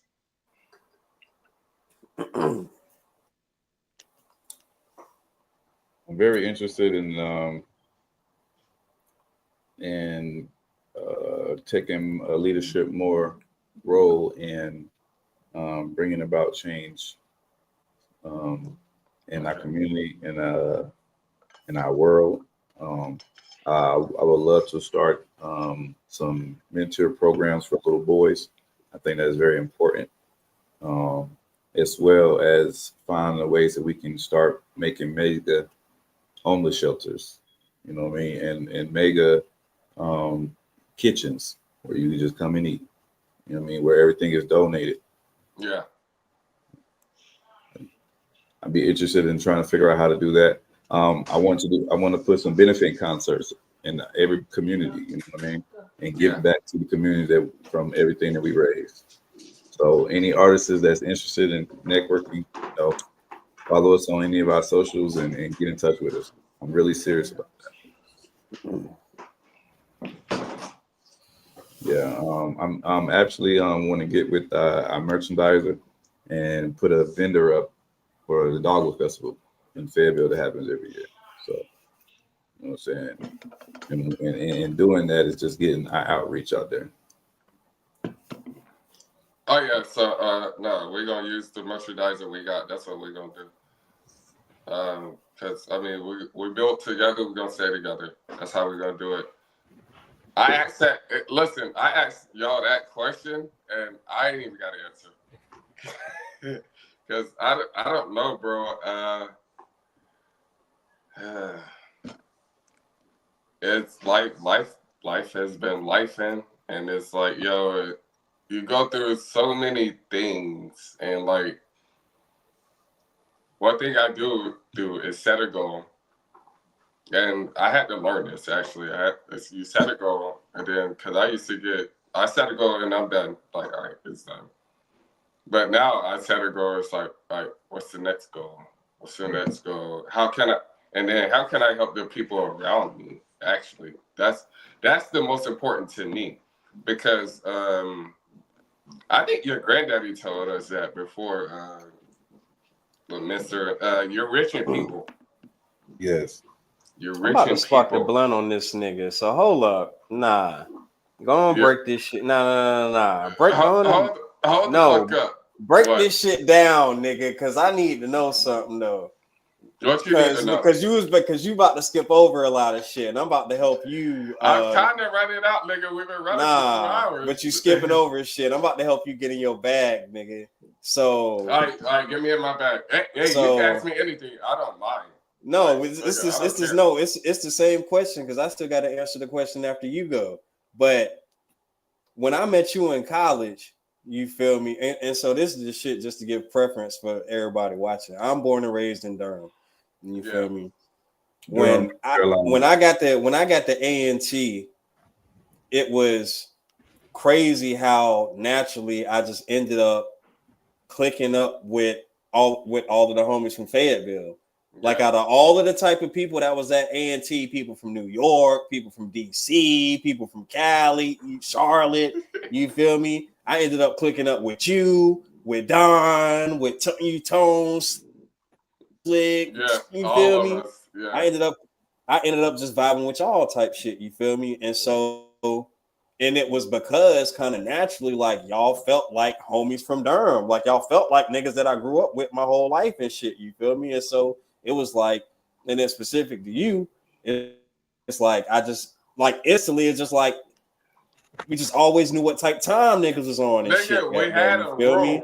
We had a room. You did. I don't want to get off track though. But so what I'm saying is, and so after, you know what I'm saying, after the whole college shit, I knew that I'm like, and literally all I knew, I'm like,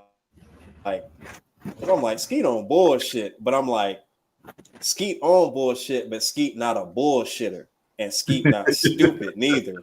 You feel me? And so I know facts. Like I know facts in my heart. I'm like, whatever the fuck Skeet do, he gonna be good. He gonna be all right because I know Skeet. You feel me? And you even remember the time like you called me and shit. You was trying to get me to move down there with you to fucking the Florida and shit. You feel me? You was trying to get me to come down there with you and shit. I had a plan. I thought about that shit. I was like, I had some other shit, you feel me, in motion. I was like, I don't know if it's time to, you know what I'm saying, do that shit. But everything happened how it happened. But I need to know how how the fuck you got from there to where you at now? Since we talking about this life shit, you feel me? Because I know you went to the army shit. You a fucking engineer now and shit. I'm like, hold the fuck up, nigga. Like, where the fuck did that shit come from? It was easy. It's like your first years in college, you learn the blueprints, and like, nigga, your last year. Nah, but start at the college or the army shit first, and then come up to here. Just quick, like I need to know what the fuck. All right, because that's a part of the shit that you went through in life. Because I know you feel me. You was thinking about a lot of shit at that point, especially when we was younger. You feel me? Like, all right, so 08. All right, I graduated. Me and Antonio. Hey, this is when T.I. dropped. You can have whatever you like. And nigga, I'm driving in my mama whip in college. Me, Antonio, and one of my other homies, nigga. They thought Tonio went there. Like, I ain't even gonna lie to you. Like, nigga, we driving down, you can have whatever you like, everything, windows rolled down. So I get there, and I mean, you know, my mom was bougie, so I was in the suites.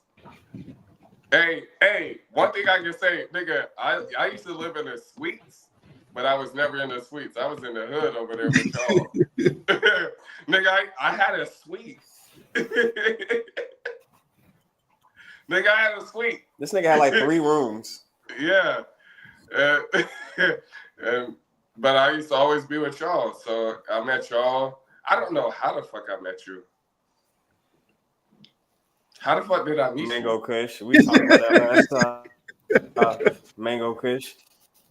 Oh yeah, Mango Kush in the circle. Yeah. And then like, nigga, we called your room the Williams residence because your last name is Williams. And then my last name was Williams. And then so it's the Williams residence because we was always together. We sat together and all that. And hey, so did we talk about the security guard before? Nah, but pass all that, nigga. What happened with the army shit after that, nigga? All right, so I went to the army. I needed money because my mama left me. Like, it was just me in North Carolina, bro. I ain't have no family, no nothing, bro. My mama left with my stepdad because he was in the army. They went to Hawaii with my sister. And I'm the only motherfucker in North Carolina. So I joined the army. Like, hey, somebody got to pay for this shit, shit like that. So I joined the army. I left college and went to the army. Nigga, my first time on a plane was my first time jumping out of the plane because I went airborne.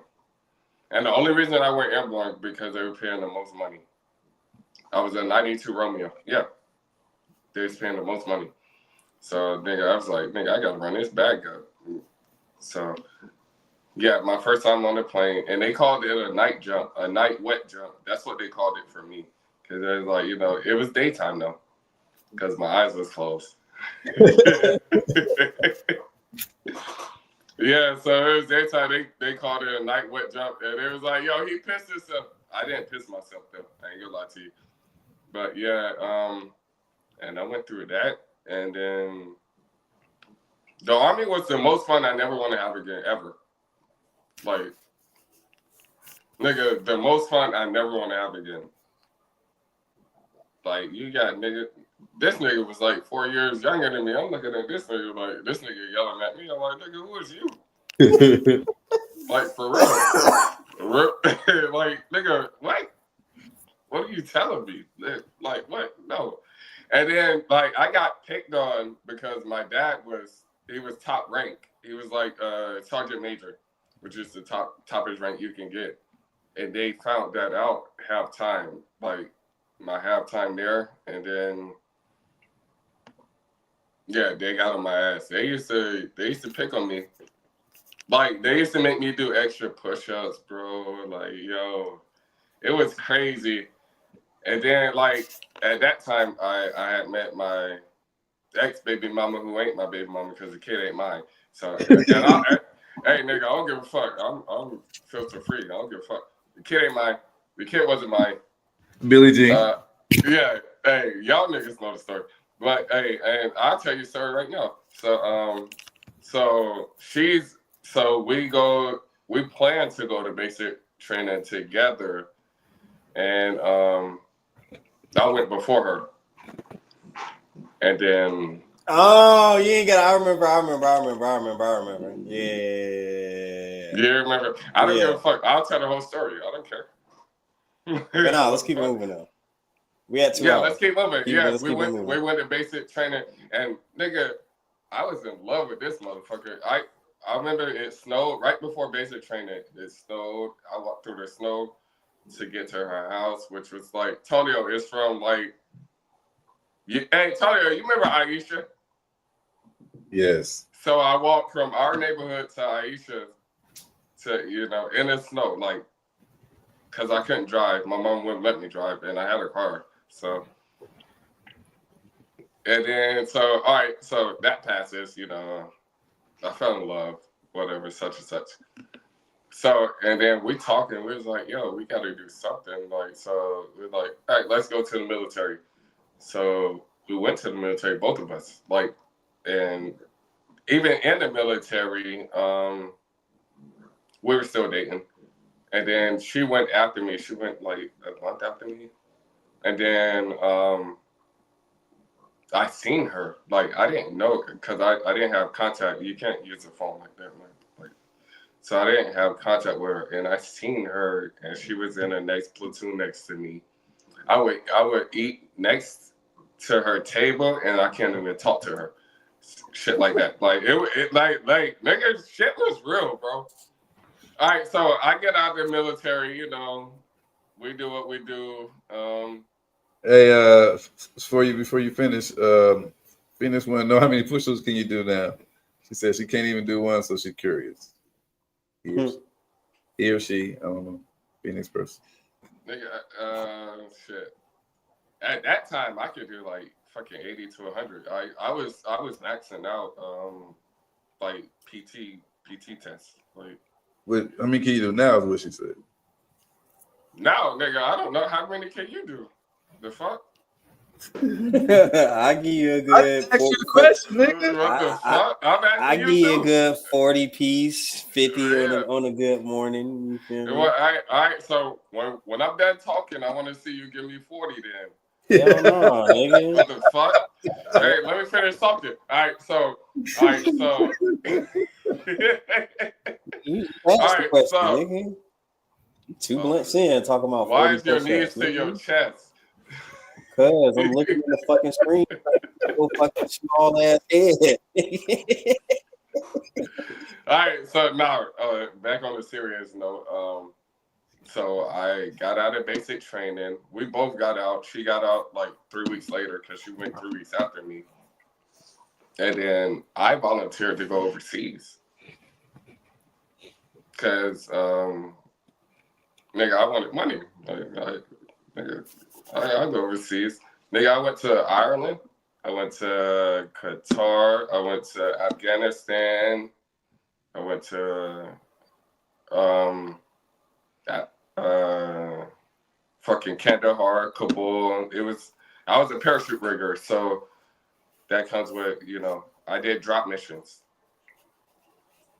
I did all the drop missions. And that comes with Marshall. Marshall, he was in the military as well. So I did drop mission. So I'm like, okay. I hit her. And then she finds out she's pregnant. She finds out she's pregnant. Everything. So I'm like, all right, no. And I'm sending her money, bro. I'm sending her half my check, and nigga, if you overseas, you're making a lot of money. And she finds out like she's pregnant. I'm like, because I felt like she was loyal. So I was like, all right, yeah, I give you this. But then my mama came to me, and I ain't talked to my mama for a year after this. Actually, she was like, why you sending her all this money? You don't know if it's yours. I'm like, no. I'm the only one she fucking. That's what I thought. So We went through that. I got back home, and then I had to put the kid on insurance, and I call it the kid for a reason, on insurance. And I named the nigga. And the nigga daddy, hey, if you watching, boy, hey, I named that nigga. And we got a song about it, but yeah,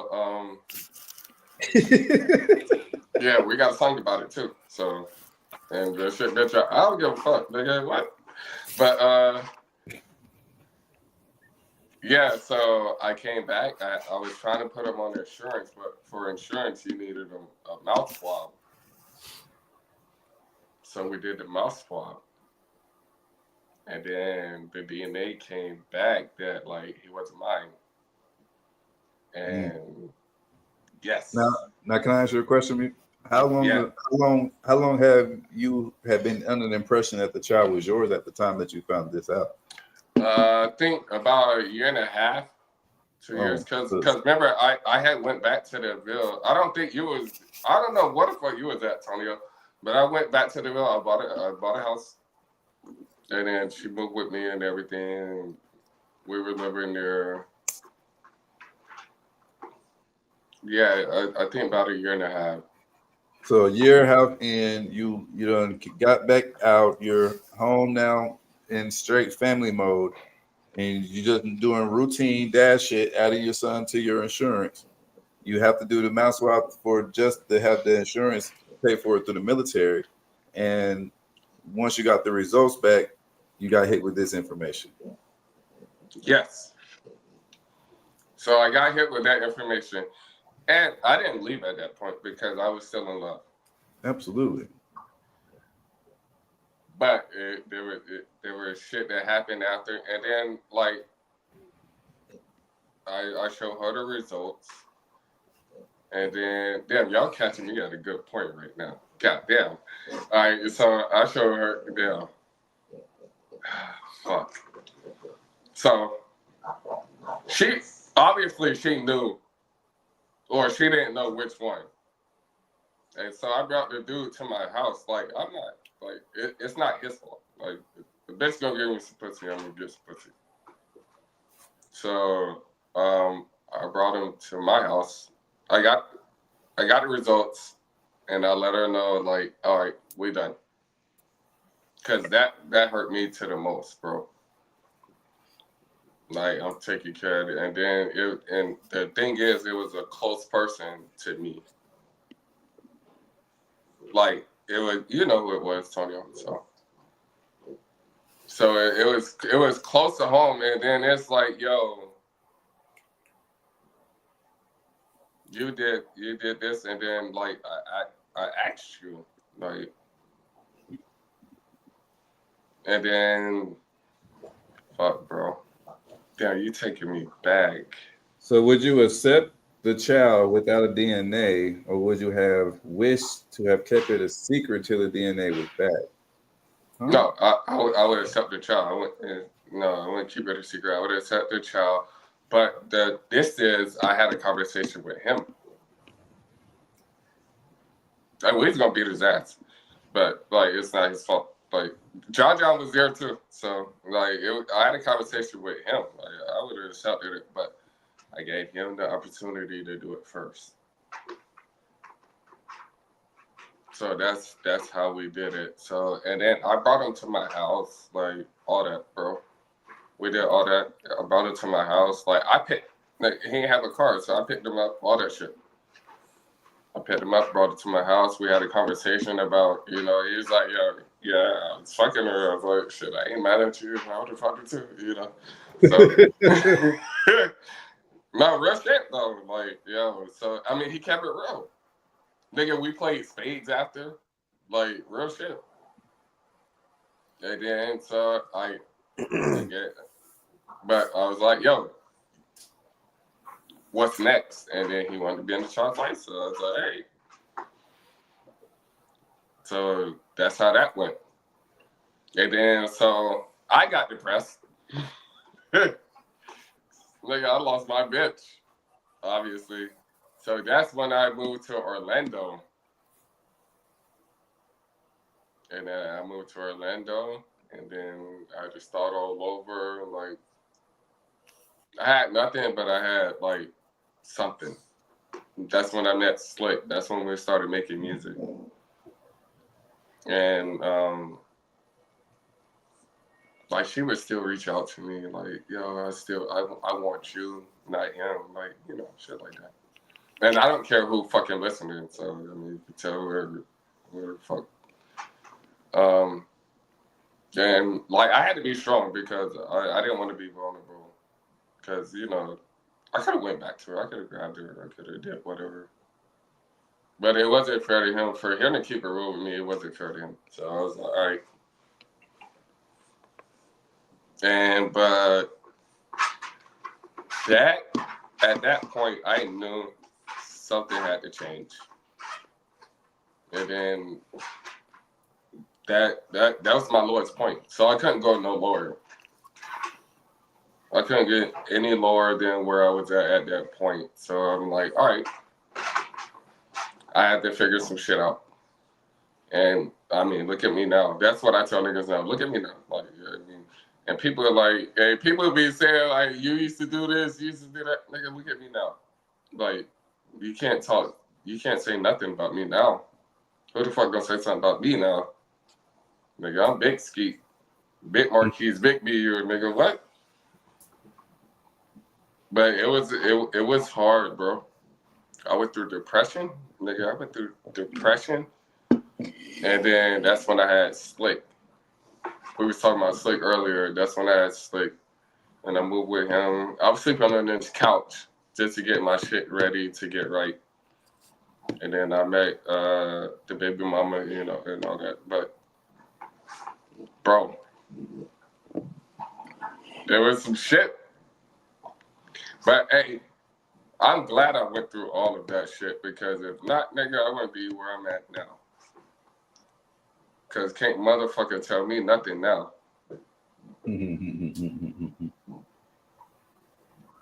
Everything had to happen for a reason. You know what I mean?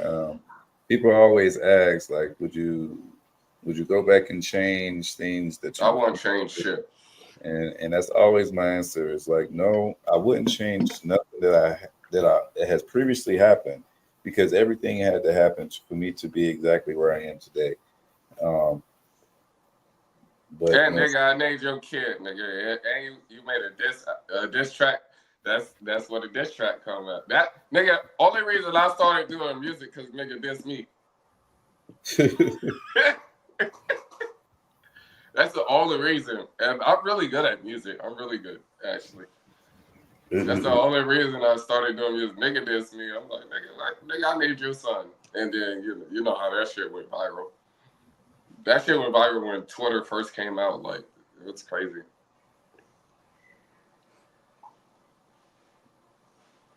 Yeah, y'all brought it out of me today.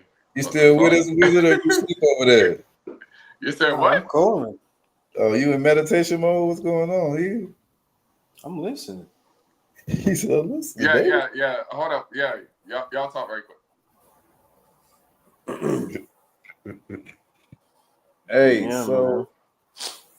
Hold on. I had another something else. Okay. Being that this is Black History Month, my brother, what does Black History mean to you, and how do you feel about them wanting to cancel it or whatever?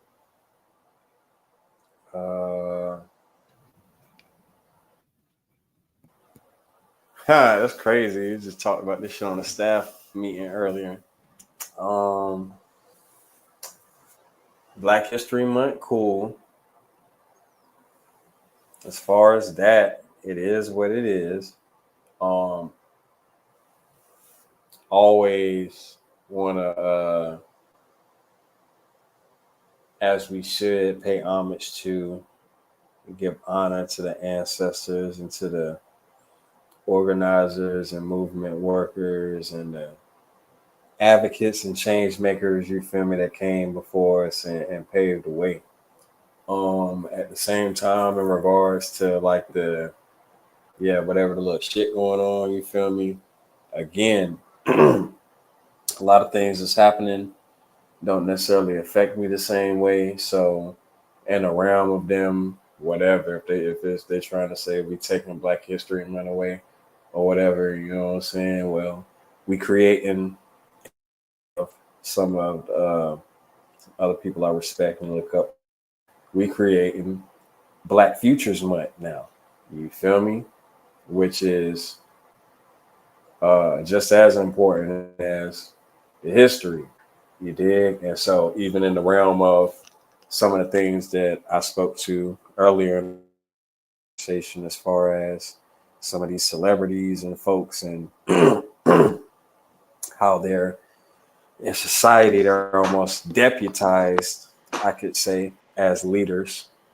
There aren't necessarily a lot of folks who we can truly look up to lead people in a way that is moving us towards the world that we truly want to see and live in.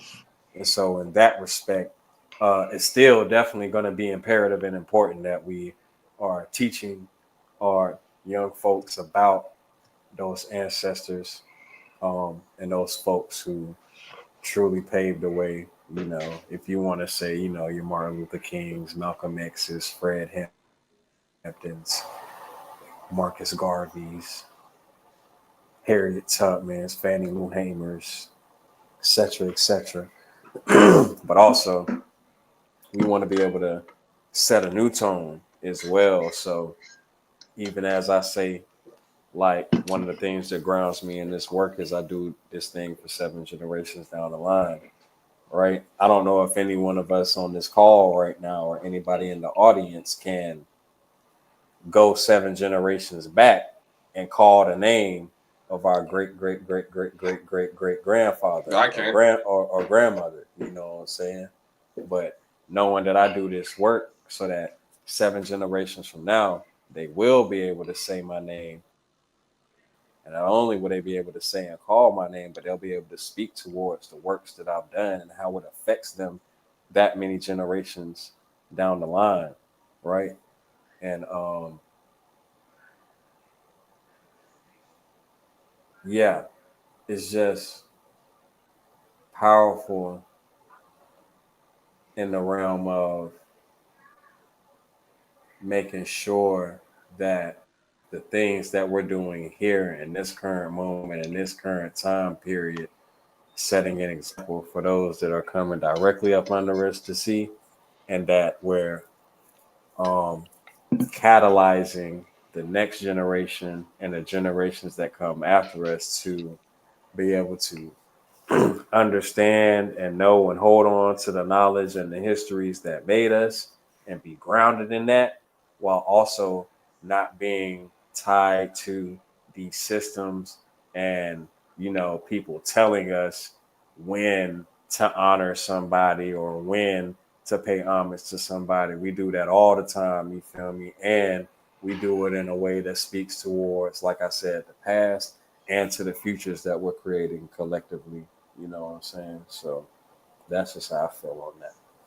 All right, we got more questions for me because I'm in the mood. We'll do a closing question for everybody. Like we asked all our guests, what does art for change mean to you? Paul, you go first. Poet just spoke. I'm asking to you. All right. Yeah. There. Sit back. All right. Art for change to me means it means growth. It means, and not just growth. It means realizing what you got to grow from. It means making mistakes and learning from those mistakes. It means learning from everybody around you, learning from every interview, learning from what to do right, what not to do wrong. You know, it means I could keep going, bro. Like it means it's a lot. It's art for change. It's always changing. Like things are gonna change every day, every single day, and it means adjusting, which is actually a good word to use.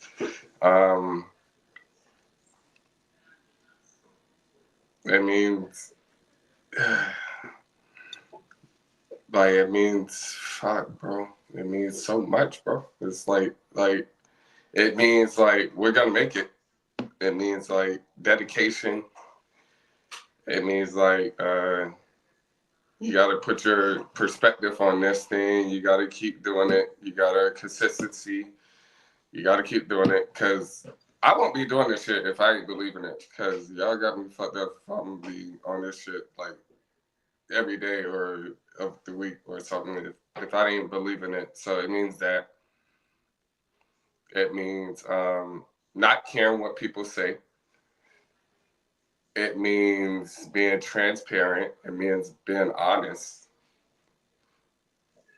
And it means like, yo, like caring, like it's I can keep going. So hey, so Mister, what you think it means?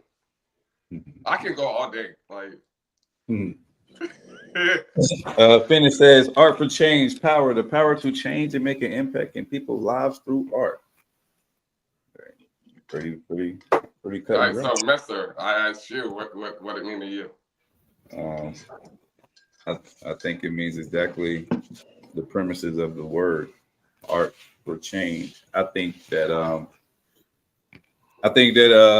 the whole platform and the whole premise for art for change for me, and the reason why I came up with the name art for change is because I believe, like I said on previous episodes, that art is one of the catalysts that can connect everyone together. Yeah. And right. So with art being the catalyst that can bring all of us together, using our art and using our gifts and abilities as artists, we can use our platforms to bring forth change financially within ourselves by monetizing and making our own self a brand, change in our communities by putting issues on the face for people through what we are marketing or through our art. And so that's the premise of art for change for me. To me, it's like any type of person, any type of artist making a positive direction for improvement, whether that's financial, whether that's spiritual, whether that's emotional, whichever, what have you. So to me, art for change is all of those things. Where's it? Yeah. Just a couple things real quick in closing. I think I got this tattoo. Can't really see it, but it's a it's a flower of life symbol, and they got a pistol with a pair of scissors over it. And I got this a long ago. And so as a direct definition, tattoo itself is art. And what this particular art stands for is folks know what the flower of life symbol means. And if you don't, look it up. You feel me? And so I got the pistol with the scissors over it, laid over the flower of life. And that's representative of I made a vow. And it's a reminder of myself to always choose to be creative before resorting to violence. Right? Mm-hmm. And so if you think about that directly, like I said, the tattoo is the art, and it's representative of making a choice to use that art and use that creativity before resorting to violence. And so that's like just representative of change in real time and art for change in a direct way. And then further, and align with what Phoenix spoke to earlier and y'all as well. It's about, again, an extension, how you take your art, your creativity, your energy, and how we use that as a catalyst to move something. You feel me? What is every force or every action has an equal and opposite reaction. Right. And so by us making a decision, a very intentional decision to use our art, to use our creative energy and steer it in a certain way, like even to what you spoke earlier, Mister, as far as how you said you never really shared your poetry earlier, but God was speaking to you like, hey, why are you not using this gift, this thing that I gave you? Why are you not telling these, you know what I'm saying? Why are you not giving these words? Why are you not preaching? You feel me? Yeah. And so, yeah, exactly in that same vein, we use our energy, we use our creative energy, and we tell these stories, we get these things off, and that creates equal and opposite change, equivalent to, you dig, the action that we present, which also speaks to, like I said previously, about how it's the entire process for me. I started realizing it once I got to a certain point in my career. It wasn't just about, you know what I'm saying, writing a verse. It wasn't just about recording a song. I realized it was like, no, I got to write this. I have to record this. You feel me? I have to get it mixed right. And then once I actually release it, you did a whole project, a complete body of work. You feel me? The energy that I put into that is going to have an opposite reaction. You did. And so, yeah. All right, so I got something to say just before we close it out. I'm not feeling good. You know, my grandma, I just found out mid-episode, actually. My grandma's going through bad dementia. So we're gonna pray for her. We send prayers to her. Antonio.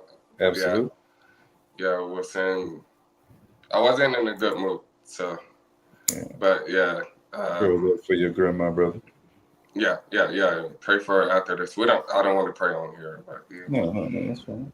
Absolutely. Yeah, but what I want people to realize is love the people who are close to you, because you never know. Like this, it come out of nowhere, so you never know. You never know. It could be a car accident tomorrow. Like anything. Like love the people and treat them dearly. Like for real. Absolutely.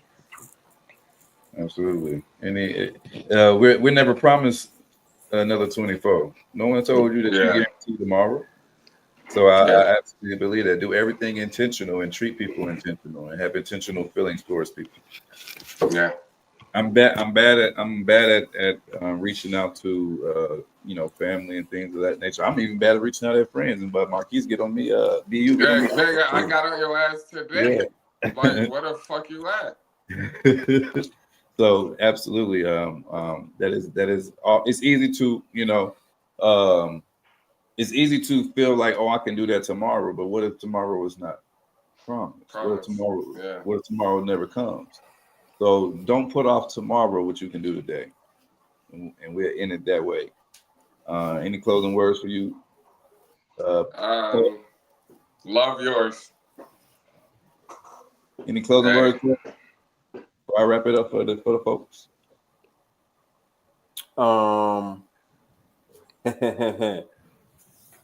Uncle Iroh moment. As an earth sign, what I learned is that if you think about Earth, even if you think about it as a mountain or like a rock face, you feel me? Solid Earth. I'm taking my camera off. I can stand strong, you feel me, and I can resist all the other elements. I can resist fire, I can resist air, I can resist water. But eventually, over time, all the other elements will erode me. Fire will burn me away. Wind will blow me away, break me away, and water will do the same. But thusly, if as Earth, I learn to work in tandem and in harmony with the other elements, you feel me? Then there's a natural balance that happens, and there's creations and life and things that come out of that. And so just wanted to drop that little piece to speak towards collaboration, cohesion, community, and leaning into vulnerability and trust amongst other folks so that beautiful life and newness can come forward. I love that. I love it. I love it. I love it. I love it. All right, man. We appreciate everybody watching us and tuning in. If you're on Instagram, don't forget to follow us. That is the Poet East Wizard. Mo Pressure is BU's Instagram. And I am Mr. _ Sapiosexual on Instagram. If you're on YouTube, don't forget to like, subscribe, and hit that bell so you know when we go live, because we do pop-up shows too. Motion Mondays is a guaranteed 9 p.m. show. And we're going to start doing Therapeutic Thursdays. So Thursday will start being a guaranteed show. And we're going to start inviting audience to come up at the end of the show and ask questions when we have guests on, or when it's just us as well. Hey, just to say this, I need a Therapeutic Thursdays. I need that. I need that this Thursday because I need that. We definitely gonna and I'm gonna get deep. So be ready. Yes, sir. So as always, remember that art is a powerful tool for change. Let's continue to be an uplifting voice that inspires and challenges us. Until next time, keep creating, keep questioning, and keep making a difference. This is Mr. Sapiosexual signing off for Art for Change. Peace and love, y'all. Be you.